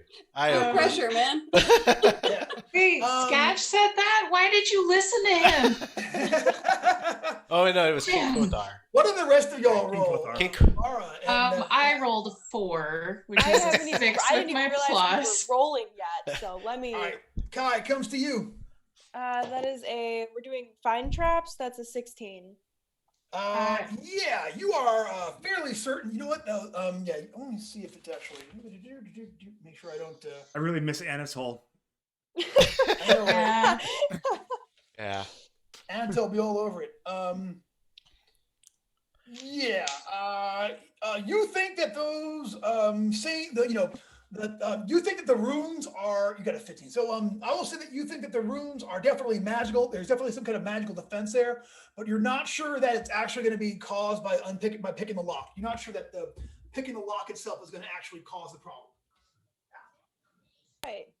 It might just be opening the door, no matter whether you do it by key or lockpick. Well, I was thinking we could try to disable it. Yeah, I mean, we can try and disable it, or we can just pick the lock because it's not going to be affected. But we probably have to disable it anyway. So let's try to disable it first. All right, everyone, we're all going to roll above a 1 together now, thieves. Those aspirations high, Haley. All y'all people at 0. We and need now to that you've said that, there's going to be a trio of 1s. Yeah, it's just. I feel like it's just a discussion the group needed to have really quick. Yeah, let's get that. The 3 of us. Yeah. Are you rolling? I'm rolling. 15. 10. 3. All right. So, Mara gets some dirt, throws it on the runes, push it with a wire. You think you got it? Do I notice any kind of a change in the glyphs? No. Okay. I'm gonna turn around and say, "All right, guys, we did it. Who wants to open it?" Yeah. Wait. In my game, disabling traps means you trigger it. That's how I always run it. Is this a pull door or a push door? This is a pull door. Yeah, okay, so everyone stand back. I'm going to take my 50-foot rope, tie it to the handle, and pull from the other room. All right, you tie it and you pull. It still doesn't open. It's still locked, but nothing happens other than like the door not opening. Yeah, so we still have to pick it. I will have to borrow somebody's thieves' tools to pick it. Yeah, I'm gonna say we can only get 2 rolls in here right now because, if you want to make it a roll with no pick or an improvised pick, you can do it. But you're rolling. I have a kit. I can kind of do it. Okay. But yeah. You got it. We'll backseat lock. We'll be over your Not the shoulder metagame or anything. What's your modifier? What's your modifier? Mine's a +2. Same, Mine's too. a +1. What's yours, Kai? 2. I could do. So one of you guys need to do it. I'll just assist. I'll but take you a can swing use my at kit. it. I feel bad that I already broke her lockpicks, so I'll step up and do this one so that I can't nudge and mess it up again. Do it up. Are we going for it, everyone? Yeah, we're all helping. Okay, yeah. That's a 20. Thieves. That's a 20. Give me the luck. Yeah. Take a point of fleeting luck. I rolled a 10. So you get You're mostly in the way with your 10. No, 10's a +1. Yeah. The 3 of you guys work on this thing for a minute, and finally Kai's ka-chick, and you get it open. But here's what happens. Okay, you get this thing open. The rope is still attached to it. We pull back, and we're getting ready to do it. But once you unlock it, the door disappears, and your end of your rope is singed because the door becomes like a pillar of fire. And now you are looking at a wall of fire between you and that next room. But I need Septis and Ka'a to both make me. Wizards automatically succeed. Hey, looking at those fire spells, you're somewhat familiar with the fire spells of the East, and you realize that the door's flames can be extinguished by unweaving the magic that created them. By doing what to the magic? Unweaving it. In practical terms, that means you are going to have to cast a non-offensive spell to build a magical conduit. And depending on how well you do with that, you can, you can perhaps right now those flames look like it looks like if you were to pass through those fires, you would die. You know what I'm saying? But like, I was gonna say, while they're discussing, I'm gonna take a little piece of meat and like toss it through just to see. Like, is that gonna? Yeah, it's, Well, So it's real. I know So the some, fire's real.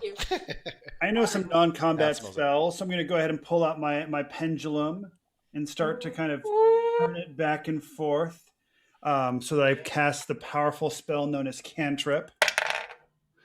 And with that, I am able to summon a bunch of cooling droplets that fly from my hand into the fire. Actually, I need you to. I'm sorry. Look at this. Made that check with a D16 though. I'm afraid. Oh, So roll me again and roll D16. The droplets. I'm feeling it. net 16. Beautiful. Yeah. So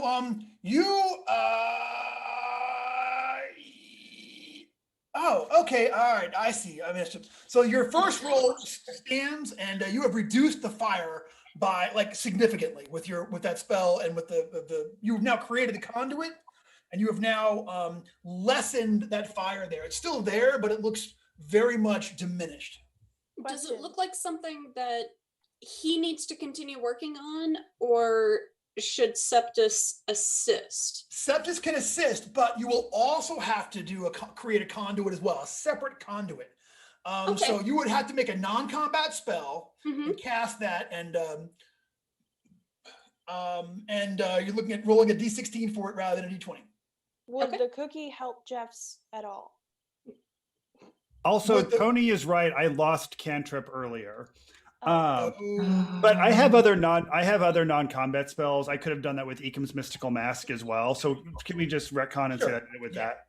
That'll work. And I will start pulling the string on either ends of this special top and begin to cast ventriloquism for it.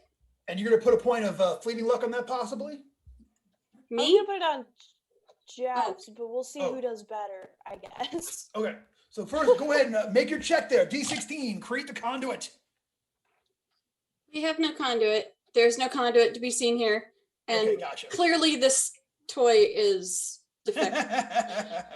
All right. Can I put the cookie on Jeff's conduit? Yes. For your next spell, you can cast another spell. Okay, and you got to beat my number here, and you officially have Kaihalaz +1 added to it. So go ahead and cast me another non-combat spell. This is on me? Yeah. Okay. You're the only one with a conduit right now, so. But it needs to be a different one, or it can be the same one again? Can be the same one. Okay. Now, do his spell effects take place as well? Is his face changing? No, his face is not changing. He's just sort of funneling the power in. Exactly. Yeah. Okay. The conduit. Mm-hmm.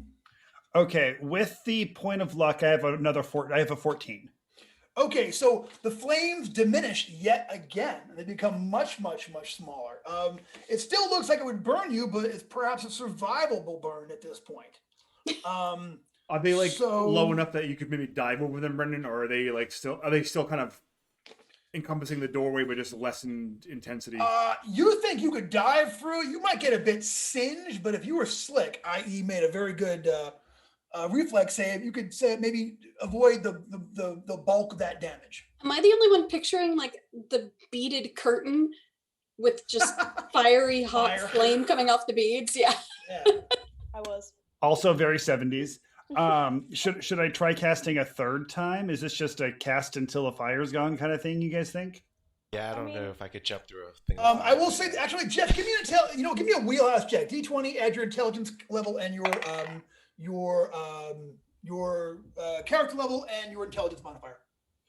That's 18. The thing is, you think if you fail even one spell, the conduit will break. You have to start all over again from scratch. And if you And if you would you also you realize this too while you're doing this, you're in danger. So far, you've managed to defeat the call it ambient magic of this thing with your conduit and with your spells there. So it hasn't burst back on you, but you can feel yourself trying to control that that power. You think if you were if the power of it gets out of control and comes at you, you will get burnt. You think. So when you say you mean me specifically. I do, Jeff. So you're basically holding it open right now. No, I don't like that. Jeff was ready to sacrifice all of us, but then he was like, "No, you," and he was like, "Ah." I don't like this. Is there any chance we can go after? I had a lot of hit points, Brendan. I'll try to do the running leap through. All right, give me an agility check and give me your what do you call it? Add your armor check penalty on top of that.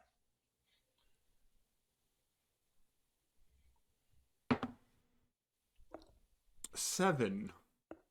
Okay, so give me that reflex save there, Evil Knievel.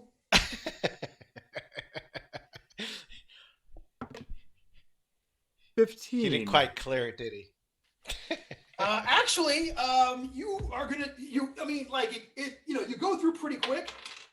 You get a bit singed though. You take 2 points of damage, but you are now on the other side of this thing.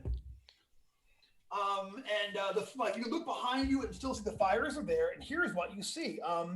Beyond the bronze flame-inscribed door is a surprisingly small chamber measuring less than 10 foot square. Rows of mostly bare shelves line the walls. A small coffer, a chain-link bag, and a wooden box are the only objects apparent. There's almost nothing in here.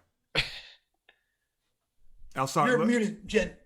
And are there more doors or anything? If it's an illusion. I was just going to ask if we could hear Gambatar. Oh, yeah, you can hear him, and you can see him. It's like you're looking at him across a bonfire. You can still see him in there too. There's a coffer. Would you say a coffer? There's a coffer. There's a coffer. There's a chain link bag and a wooden box.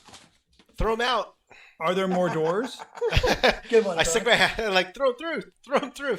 Yeah, I look around, Brendan. Does it seem to throw me the whip? It's the only way. Yeah. Kawash, should I try to cast something else on this aperture itself? Do you think that would be a bad thing? I think that might just endanger you. If there's no other door on the other side of this thing, I think. What's up, Mike? I know, right? No, I'm kidding. Yeah.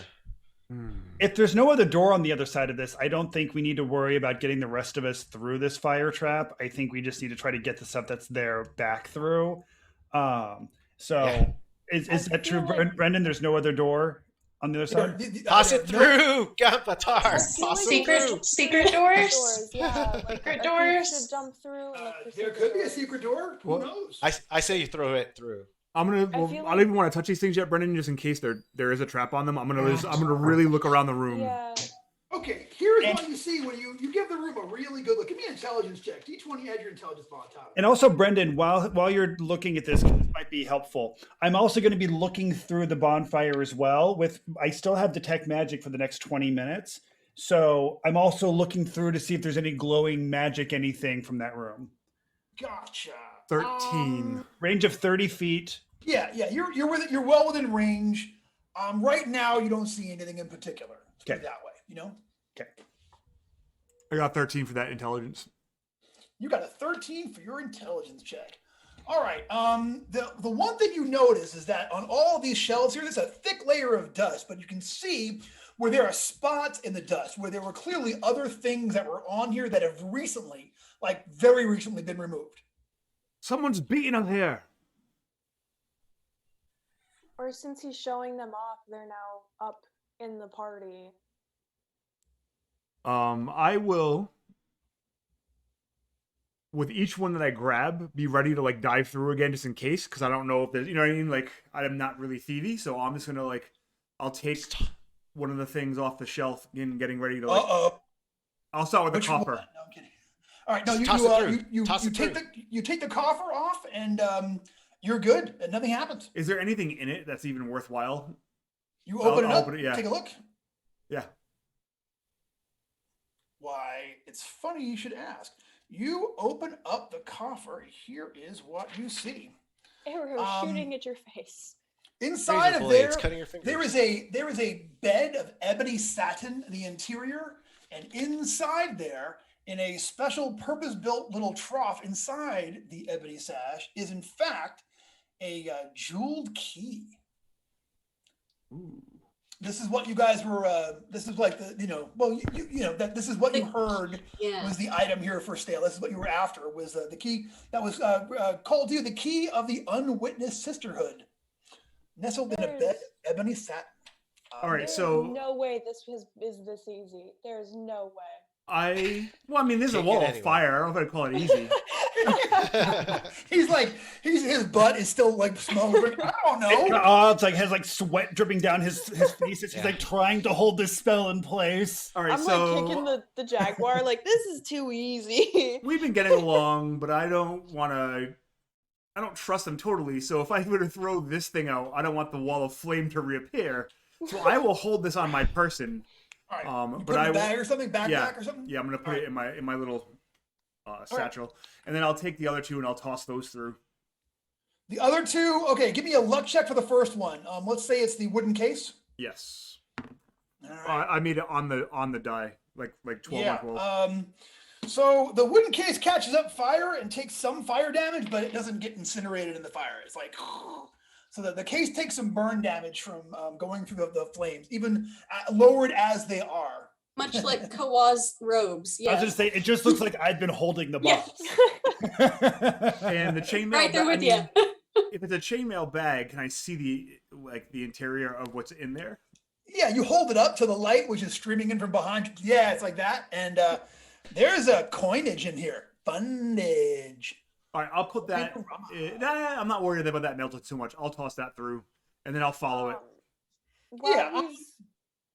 Give me that luck check again. Roll that luck check go. No. Yeah, you know what happens when you toss it? Like somehow it just like winds up landing right in the middle of the flames for a moment, and like for a minute you're like trying to get the fire out, the coins out from the other side, and man, It seems like some of the bag is kind of melted together around it, and some of the coinage is kind of melted, and you kind of have a pile here of precious metal leaking into each other. Coin is coin. King Kothar, they're called Smurduks. Y'all, I swear. All right. Just in case you guys don't realize how we are actually in the presence of royalty. Not only is King Kothar a king by name, but also King Kothar was the winner of the Appendix N Trivia Hour. What's up? I think it was at the first Cyclops Con, but yes. So also throwing that out there that King Kothar has some serious Appendix N cred. Nice. Congratulations, King Kothar. You win 60 silver smirks. Jeff's going to send them to you. Send Jeff your address. He's got a big pile of smirks. So, all right. You know what the worst part is? I keep saying shekels to myself, and I know that's not right. All right, Brandon, I'll make my way back through. All right. Go ahead and what's the plan? You're just gonna step through. I'm gonna dive through again like I did last time. All right. Same thing. Agility check and minus off your ownership penalty. 15. Yeah.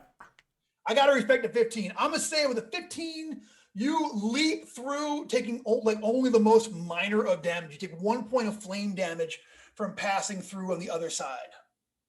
All right. While he was tossing the things through, is it possible I'd like to position myself like back to the door, kind of at like the edge of the group, so that if anyone tries to make a run for it with like some of the stuff, I can. Yeah, you're right. Yeah. Gotcha. Back. And all right, yeah. I would like to now break the my conduit with this. I don't want to be connected to this thing anymore. Yeah, I gotcha. Go ahead and. Just touch your face. I saw you. Yeah, give me that last check, like you're making a spell check. Okay. With a D16 again? No, full D20. Add your bumps. Okay. All right, cool. Suddenly, for just a Nat moment. Nat 1. Yeah, man. So, You see sorry, Septus. Yeah. Your fleeting luck is gone. Yeah, fleeting luck is gone, and you see for a moment. Didn't you have a curse of some kind built on I there? do have a curse. Yeah, man. You see a face in that fire. Oh, for Trin. a moment. Yeah, you hear this voice. You hear this like voice only in your head, and it's like, how dare you defy the power of the flame sorcerer of the East? Your death shall be hot, and your death shall smell of barbecued meat and smoke. Your death comes, Ka'a.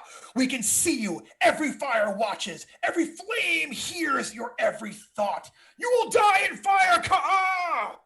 And yeah, you feel this like rush of power coming over you. You break out in a sweat, and like you just feel very hot right now. And like even the little flames that are around the room, the candles that are all set into the incense there, just feel oppressive to you.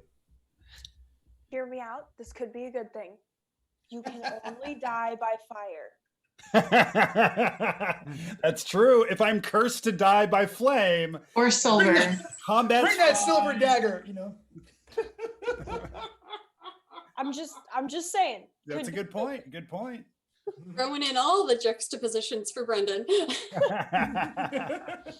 Technically, I got stabbed, but it wasn't. We could get you a ring of fire resistance.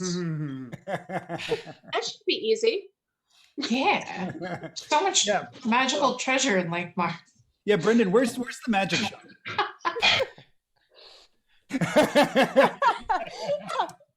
I would tell you, but there are ladies present. I will say it's a short trip, though. Who are you calling a lady? I meant Jess, who's watching from home. Hi, Jess. How you doing? Jess is like 3 times a lady, so you know, step to that. Once, twice, 3 times a lady. All right, well, we got the stuff. Let's get out of here, right? I will tell them as much as, you know, I'm so worried about being betrayed that I found the key and I leapt through with that myself. So I assume they were all looking for the same thing. Turns he's out already more trustworthy than I would have been. Kai was just here to kill Spencer. So yeah, mission accomplished. Like Cha-ching! Yeah. Take a luck point. No, I'm kidding. You already got your Spencer luck. Yep. You already got as the deal was agreed. I don't have a whole lot of faith in Septus's ability to take Gambatar. So could we maybe look at the other findings in there? Yeah, I don't know what's in that box. So okay. We open it up. Coin is good though. I mean, they were We good. like coin. It's still metal. We'll just have to reshape him a little bit. Nothing a little forgery can't do. Been there. Yeah, there's gonna have to be some Sky too. That's awesome. Yeah, perfect.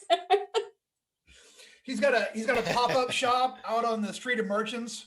You know what I'm saying? He's got like Oh yeah. The night sandwich board. It's a really professional, you know. All right, so we open up the box. The box is slightly singed, but not in terribly bad shape. Inside there's a bunch of paperwork. Bunch of stuff written in regular Lankhmarese. Kind of flip through it. Through fire. Yeah, I know, right? I would have been going up in a minute. Who was giving them the look over? I'll do it if no one else is jumping on it. Who's the best at reading, I guess, would be my question. Never been a skill of mine. I was actually going to point out, Brendan, we don't have languages listed on these character sheets, so I went ahead and rolled them for this character for the next person who's going to have it. Yeah. Whoever created Septus should have rolled up languages, definitely. Nothing but love, man. That's me. Hi, sweetie. Oh, yes, it is a city of kitties. You are distracted by the cat. Did not catch my mistake. No, I'm kidding. Yes, add those on there, and I'll add them to the master list. What do you have? Speaking of, I'll look at paper then. All right. You look at paper. So this is what you see. You are looking at it's a bunch of business stuff. It is deeds, contracts, and other business records pertaining to Egrix caravan operations. Sure. Deeds, you say? Yeah. Maybe someone is going to stick around here longer because, I'm headed down to Ilfmar. I'll happily trade this blackmail material for coin. I don't even know this blackmail. I just heard deeds, and that means you own property or something. So I'll steal those in an instant. Yeah, they are deeds to like wagons and lots of property that have either come into or gone out of the city. All of it is about import-export caravan style. And all about inventory lists. Egrix caravan business. Big ol' air quotes. Take me, Egrix caravan. I know that you can roll luck checks. It's called Brenfield. You wish. That's awesome. I know we all just met, but we seem to be pretty good at this Steven stuff. Who wants to go rob some caravans? See, someone's on board. I like the enthusiasm. Yeah. I am but a simple holy man, but I shall bring Mog's blessing with all of our journeys. Guys, I need to step Any away of us for want to go to the stuffy party. Step away for a minute. Hold on a minute. Y'all talk amongst yourselves. Be amusing. Be amusing. It's always so high pressure when he says that. Right? I feel like we can normally have any conversation. He's like, be amusing, and we're all like, Like, I instantly regret not knowing how to juggle. Hey, DCC crew.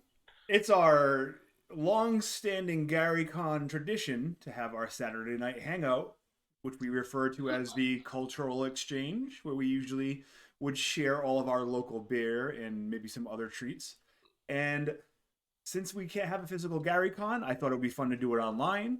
The problem with Zoom, though, is we all talk over each other, or there's like 100 people, it'd be impossible to have a conversation. So I thought we never do that at the actual cultural exchange. Yeah. Yes. Exactly. So I figured that if we do it on GatherTown, since GatherTown was so cool during Spawn of Cyclops, it might be something awesome to do. So, and you don't even have that dull roar behind you as you have your conversation at the corner of the lobby. There's no screaming. There's almost no chance for Brendan to fall off of a second floor railing. Almost. Yeah. Almost. Never zero though. And if Hobbs tries to get you into the men's restroom for an interview, you can just click out. You don't have to for any reason. For any reason at all. You just turn the computer off. Yes. And then throw it in the garbage because it's clearly right on, Brendan. But so keep your eyes open. I'll probably post a link in the DCC Facebook page and maybe probably the Discord as well, and Twitter and email or whatever. So Saturday night, if there's more than 25 of us, there's probably going to be a $1 cover charge because that's the limit for free GatherTown is 25. Now, I don't know if you have to pay that up front though. Not even though if I do, you guys can pay me back. But yeah, we should all pitch in at the door since you're spearheading this and taking it on. And I'll be the you're doorman. so awesome about it. I'm checking IDs. I'm 21. I'm 21. No, you're I swear. not. I promise. Just ask no one. Take my word for it. Sorry, the little icon that was your dad just walked away. Sorry, honey. Awesome. I gotcha. We're good. All right. Yeah, you look inside that box, and we have seen paperwork, and that is what you see. Yeah, I'm thinking we can go rob some caravans. I know Septus, you got places to be, but could be on the way. You don't know. We gotta look at these in more detail. Yeah. Brendan, remind me about the key though. Like, what's the deal with the key? So the key is it's just the plot, No, it's way more than that. I'm gonna go back here and read this to you, okay? So it sounds very Handmaid's Tale. Yeah, it is. So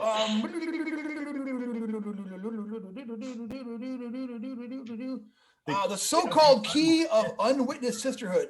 This electrum and gold item is said to be encrusted with curiously cut gems, jewels that could fetch a small fortune if pried loose and sold in the shadowy underworld of Lankhmar. That is what you see.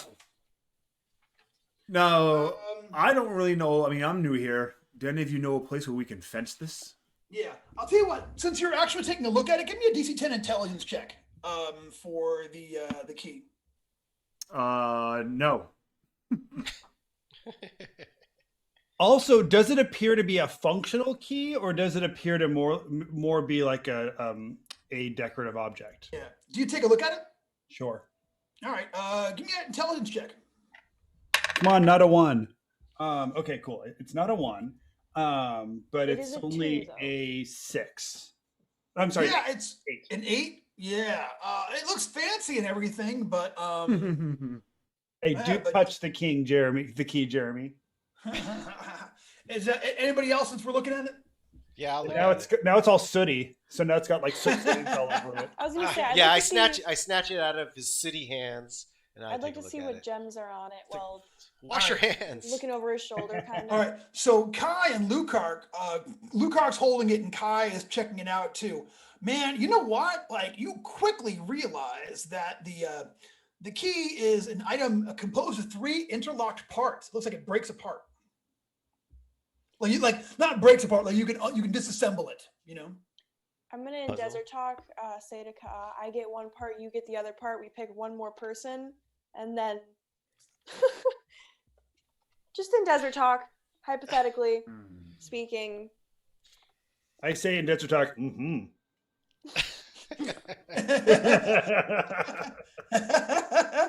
And there's your third person. So that's what you see. It looks like the key can be split into sections. Should we get out of here and then investigate more? I feel like standing somewhere we just stole a bunch of stuff from is a bad idea. Also, have we passed any doorways we haven't gone through? No. Okay. So it really just is, okay. like- I'll tell you what. We're in that middle room right now where the leopards were. But it's just the 3 rooms. Give me an intelligence check. Anyone wants to take a look around? I'll look around. I'll look around. I'll look too. around. We'll all look around. 15. All right. 15. Actually, So you know what 13. you see. All right, 15's and up. Here is what you see. So when you look up, you see that the ceiling of the room has a 3-foot square shaft running 20 feet up, and you can see light at the top of it.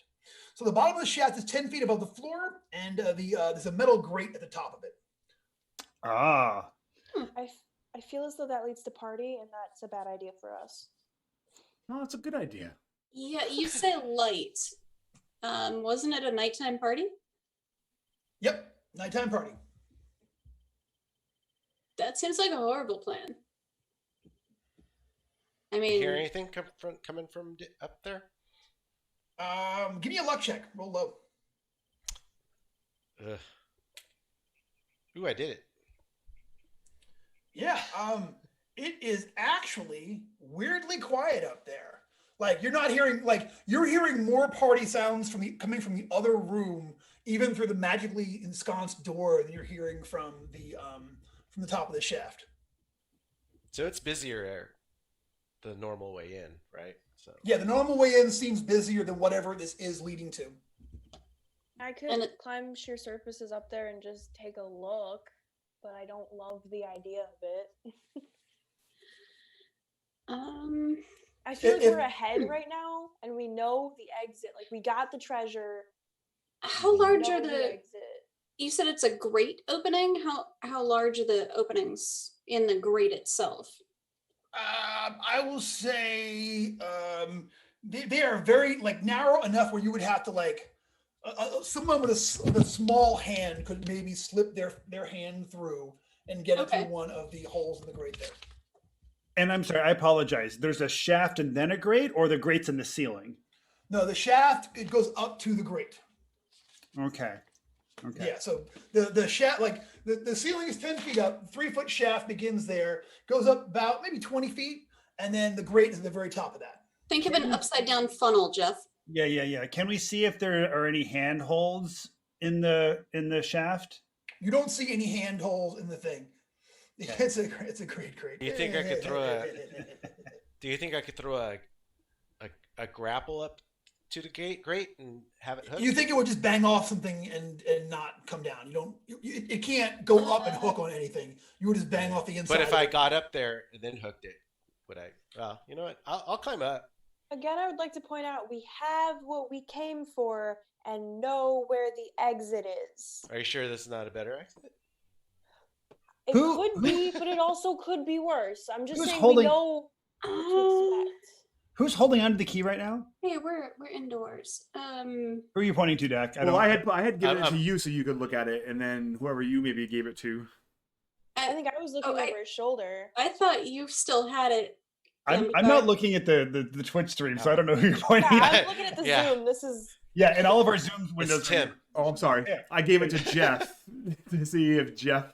Oh, I'm holding it because you were the first one that wanted to take a look at it, right? Look at Jeff handed it to Lukark. Oh wait, I have it last. Okay. So I'm still holding and it. I was looking at it. So I took it out of Kaa's hands because he was filthy. That's right. Yes. So Lukark has it. So I have it last. that was a fun little thing we just did there. I took it apart. It said it's like, oh look, it comes apart. So what happens when I take it apart? I can't put it back together. Let me guess. That's my guess. It's now worth $0, and all of this was for nothing. I figure it's like a puzzle, and I won't be able to. The whole thing's a wash. I'm gonna try to cast rope work. Why are we not just taking the exit? Well, it's portaled currently. That's a good point. We hadn't got there yet. Although Word Portal was only on for like 80 more minutes. Yeah, so you probably got about like 60 more or so. Oh. 40? So we fought a jaguar and through our way of a wall of flame. I'm pretty sure there's baddies on the other side of the door. It's 20 minutes. Oh yeah. And this looks like an exit. If someone boosts me, I bet you I could climb up it. I'll give you a boost.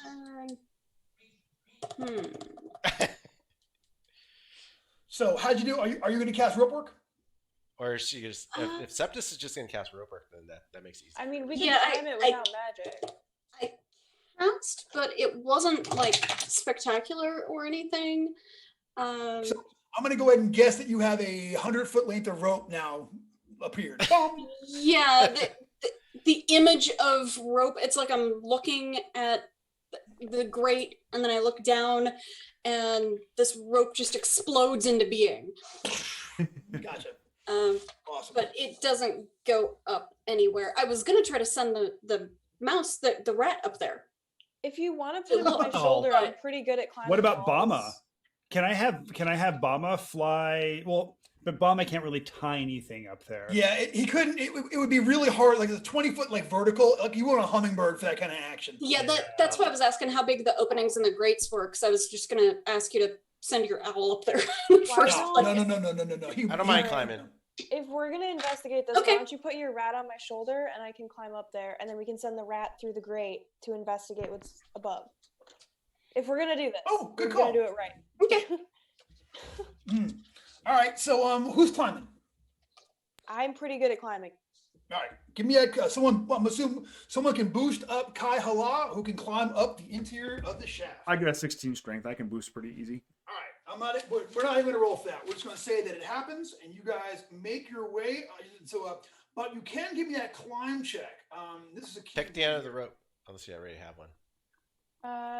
We got a free one. I was just gonna kind of toss the rat through the grate, but yeah, I'll take the end of the rope too. I'll tie it down. You got it. You loop it through your belt. Sure. That's a modified 20 to. Yeah, no problem. Yeah, it's you climb up there, no problem at all, and you get up there to the grate. So when you get up there to the grate, it's still very quiet up there. You don't really hear anything up on the other side of this thing, but you do see that there's a lock on the interior part of the grate there. Can I just kind of like Inside.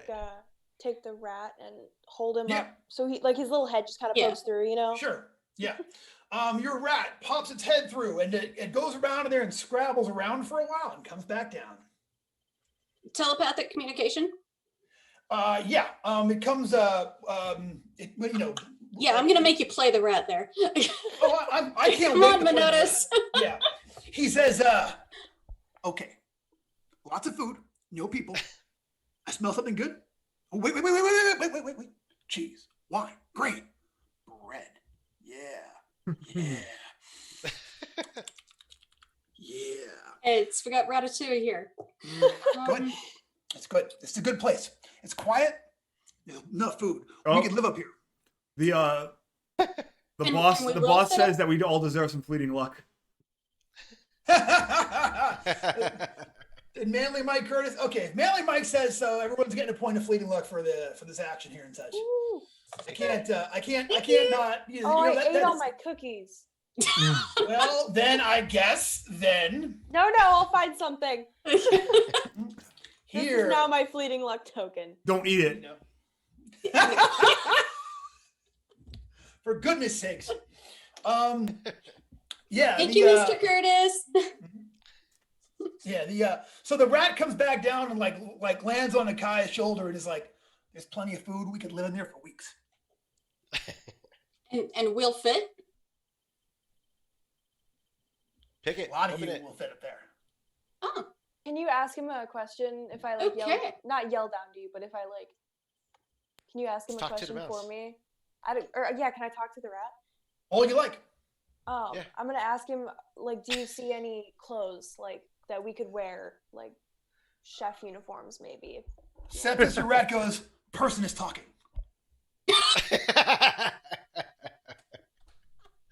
All right. Oh, that was Cool. brilliant, Brendan. Thank you. Great. What? So now I'm just the crazy person talking to a rat. That's Pick the lock. Pick the lock. Pick the lock. Can you ask your rat if there is another way out of that room that's full of food? Did it? Like, how many Hey, exits? did it look like we could get out? Like once we eat? Oh, yeah. Yeah. Yeah. Plenty of ways. 100 ways. 104. Open. Like the rat says there's 104 ways out, which means probably 2 for us. all right. Should I pick the lock on the grate then? Yes. All right. I will Smurduck attempt- rhymes with Churduck. I don't know what else it does. We're talking about it in the thing. Smurduck. It's just Smurduck.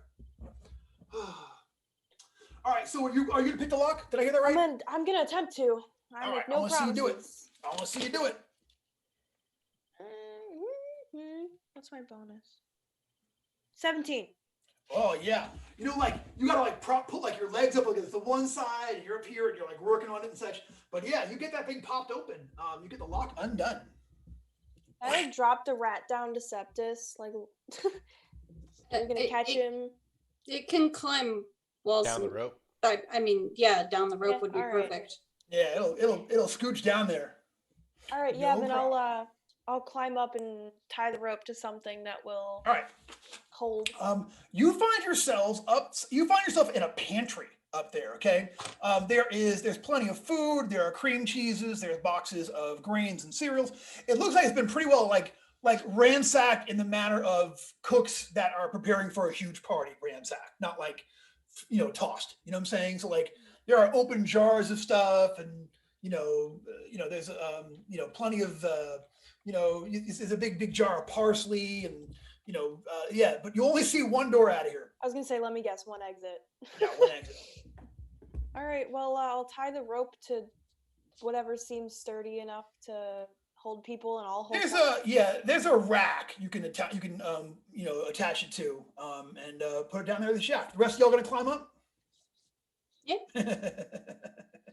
I'm All gonna right. close the vault behind us. That Gotcha. So you close the door. Yeah, to the where the between dead- us and the basement. Yeah, gotcha. All right. Yeah, you close that door, and y'all go ahead and climb up and make it up there to the top. And now we are all up here in the pantry. I'm not gonna make anybody make a check for the climb with the rope and with everybody helping there. It's just nonsense. So yeah, you guys make it up there. Through the pantry door, you can definitely hear that there's stuff going on, kitchen stuff. You hear dishes getting moved around. You hear like every once in a while, you hear that as something hits a griddle, that kind of thing. I'm going to go ahead and start snacking on some grapes and some honey. You got Yeah, it. if I see anything that looks expensive, I'm pocketing that. Like any Sure. expensive foods. You know what? Give me a luck check for Kai Hala. Kai, everything you touch is getting ashy, and everything you eat tastes a little ashy. I matched my current luck. You know what there is in there? There is a tiny little stopper jar with saffron. Oh, that is many relics. Yeah, I'll pocket that. Look around, see if anyone. Sorry, the elder just kicked in the door. Scared the crap. Is he gonna? If he's come here to tell me about something rules thing I'm doing wrong, he can send me an email like everybody else. He's bringing me pizza for once. He's not rules lawyering. All right, gotcha. Don't make me come over there. And also, nobody's aware of this, but I'm currently having a telepathic communication with Bama, and we're having an argument about whether or not he's allowed to eat that mouse. And I'm telling him he's not allowed to eat that mouse, but he's telling me he is absolutely allowed to eat that mouse. Bama is like, clearly, all rats are to be eaten. This one's off limits. Sorry. And I'm telling him telepathically, yes, I agree with you. However, not when we have new friends present. Not when they're as sentient as he is. So you're friends that would with be... a rat? No. Oh. I said this. Our friends have a rat, and they would care greatly if this rat was hurt. Well, I must be fed. Look around. Yeah, I lift up some very rare meats up to his beak so he can nibble on them. Yeah. Well, you guys are all hanging out there in the pantry and feasting. I'm not hanging out in the pantry feasting. I'm checking. I'm at the back door. What? I'm making sure no one's coming in while Ka'a talks to himself. All right.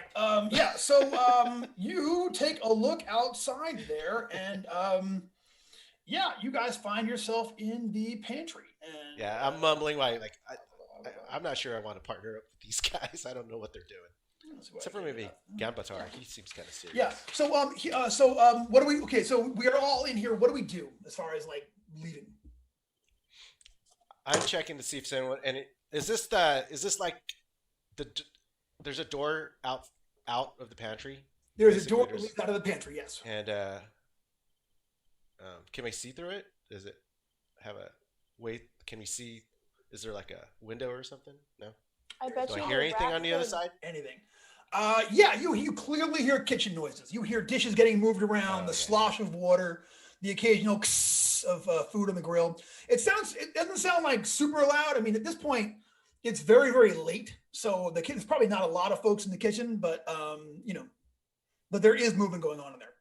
I bet you the rat could find another. I'll tell you what, give me a luck check, because everyone, I'm assuming, like, I'm dressed up like one of the security guys.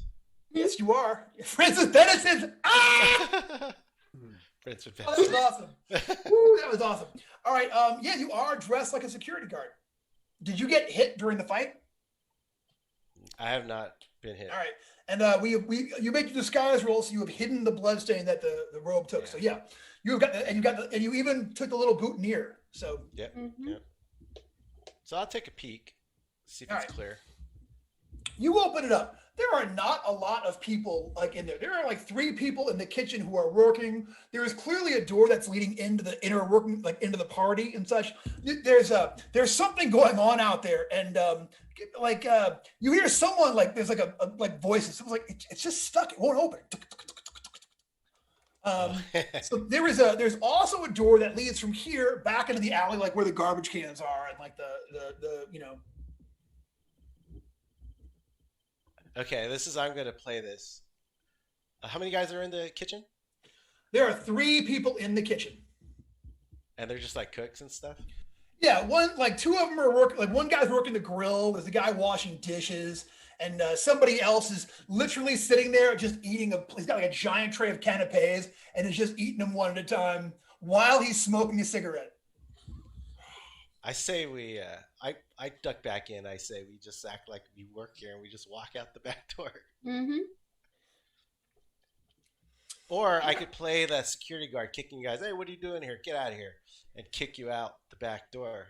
Act like we were just stealing food or something and then kick us out. Get out of here. I'm grabbing a small bag of food for the rat since he's the one who did the recon. Yeah, gotcha. Mm-hmm. You got it. Yeah, there's a whole thing there of especially stinky cheese he's had his eye on since this whole thing happened. Brilliant. Feel free to kick me out now, man. All right, so is that how you're going to play it? It's these guys. I think that's the best way, because if we just walk out, we don't look like Well, we suddenly could there are act like people we- in the pantry Yeah. and they all are dressed kind of. Yeah. Like chefs don't care about anything. That's true. One of them is Yeah, smoking a I've seen cigarette, enough eating movies. the The food. chefs just keep busy. No, cooking while no, all this like- fighting's going on. Anything could happen in a kitchen, and it's just like whatever. It's fine. Let's just go. All right, so we are going to head out the back there and make our way like out there with Lucark, like get the hell out of here, like he's like you know. So and stay out, and then I step out. yeah, and the one cook is like, oh, were they back there doing it? That's gross. People eat in there, gosh darn it. I take my breaks in there, you weirdos. Get out. That's what dry storage is for. He you know, so yeah, I'm gonna give who has the lowest luck on team right now, current? I got 11. 9. I also have 9. 9. Am I lower than a 9? It's between me and Lucark. Okay. I am gonna make a secret roll here to see if okay. So you guys make your way out the back. Now the back of the party, there are a lot of people out here, but like there's also more riffraff. Like this is like where there are servants that are hanging out here. You sort of like wander over, like there are carriages out here and wagons, and there's a lot of grooms and things. And yeah, you guys make your way out, and suddenly like you are now out in the street. You're 10 paces away, 20 paces away. No one has sounded an alarm, and you are now officially back out on the street. You are like, 3 blocks away from like Immigrant Street. All right. Well, Immigrant Street might be a good place for us to go and find a buyer for these fine white silks that I'm looking to sell. So, They're not fine white silks anymore. well, good thing is they're in storage. I haven't actually touched Oh, them. okay. They're not on me currently. All right. Dirty silks. Easy, King Kelithar. That's awesome. That's actually hilarious. So. And where are the wagons kept? Does the deep this say is anything like- on that? Yeah, I will say that there's a wagon yard that is it's got a name. You're not familiar with where it is. You have to do some research and figure out where it is in the city. All y'all newcomers, but there is apparently like there's a place where apparently he pays rent to like store them in this spot, and between caravan shifts. These things are all according to the paperwork. You just glanced at it down there, but you definitely saw some names there of lots where these things were being kept. Okay. Now, we did take those with us. We didn't just leave them there. No, you said Tim's got it, or Ganbatar has got the paperwork. So Right. I was just making sure we didn't leave the paperwork there. Okay. No, we even took the melted coins just for the hell of it. Even took the melted coins. Metal's metal. Metal's metal. All right, so yeah, so I'll tell you what. I think we're not going to get to a better stopping point than this. So we will leave with the 6 of us now new friends, brothers and sisters in larceny, having gotten through our first successful thing and survived. You guys walk into the Lankhmar East night. There's music spilling from a dozen places as you guys make your way down there, and the exotic smells of cooking and people laughing and having a good time and such. And just for this one moment, all of y'all feel like you just own the place. Like this city is ours. Everybody but Ka'a. Because Ka'a, every time you pass a torch or a man lighting a cigarette, you see an eye watching you from the flame. Think of the bright side. It's all bright side. There's nowhere to hide. All bright. We'll pick up from here next time. But thank you, everybody, for tuning in to our first episode back for Blades Against Band with Lankhmar. It was so cool being able to do this and have everybody here. I can't believe Mike Curtis popped up. That was awesome. So I couldn't be more excited. And thank you all for showing up and watching. If you guys are watching this on YouTube, awesome. We love you. Make sure to like, subscribe, smash that bell button, and we'll be sending you notifications for all of the groovy stuff that we continue to bring all of y'all. We will be back. We'll be back next week, but then we're taking a week off for GaryCon. So come back for part 2 of the Masks of Lankhmar. Thank you, everybody. Much love. See you guys next time on Blades Against Bandwidth. I want to have one moment for our friend Ole from St. Karloff, who allowed us to use the music for the intro, and he passed away. So the band St. Karloff and Ole especially were huge DCC fans. I meant to do it last week. It's been about a week since I heard of his passing. So it's a huge blow to, like, not only obviously to the community, but to his family and friends. So, rest in power, Ole, and thank you for letting us. You know what? We didn't say it, but maybe our next game we dedicate to him, and we'll figure out something cool to do for it. Yeah. Hook up his family. Maybe do like big fans of the game, such big fans of the game that they even wrote a song called Spellburn. Yeah. So, yeah. And I believe Dieter got to interview them for like a remember that. Yeah. Well, they will be. He will be missed, and thank you so much. Awesome. Thanks, guys. Night, everyone.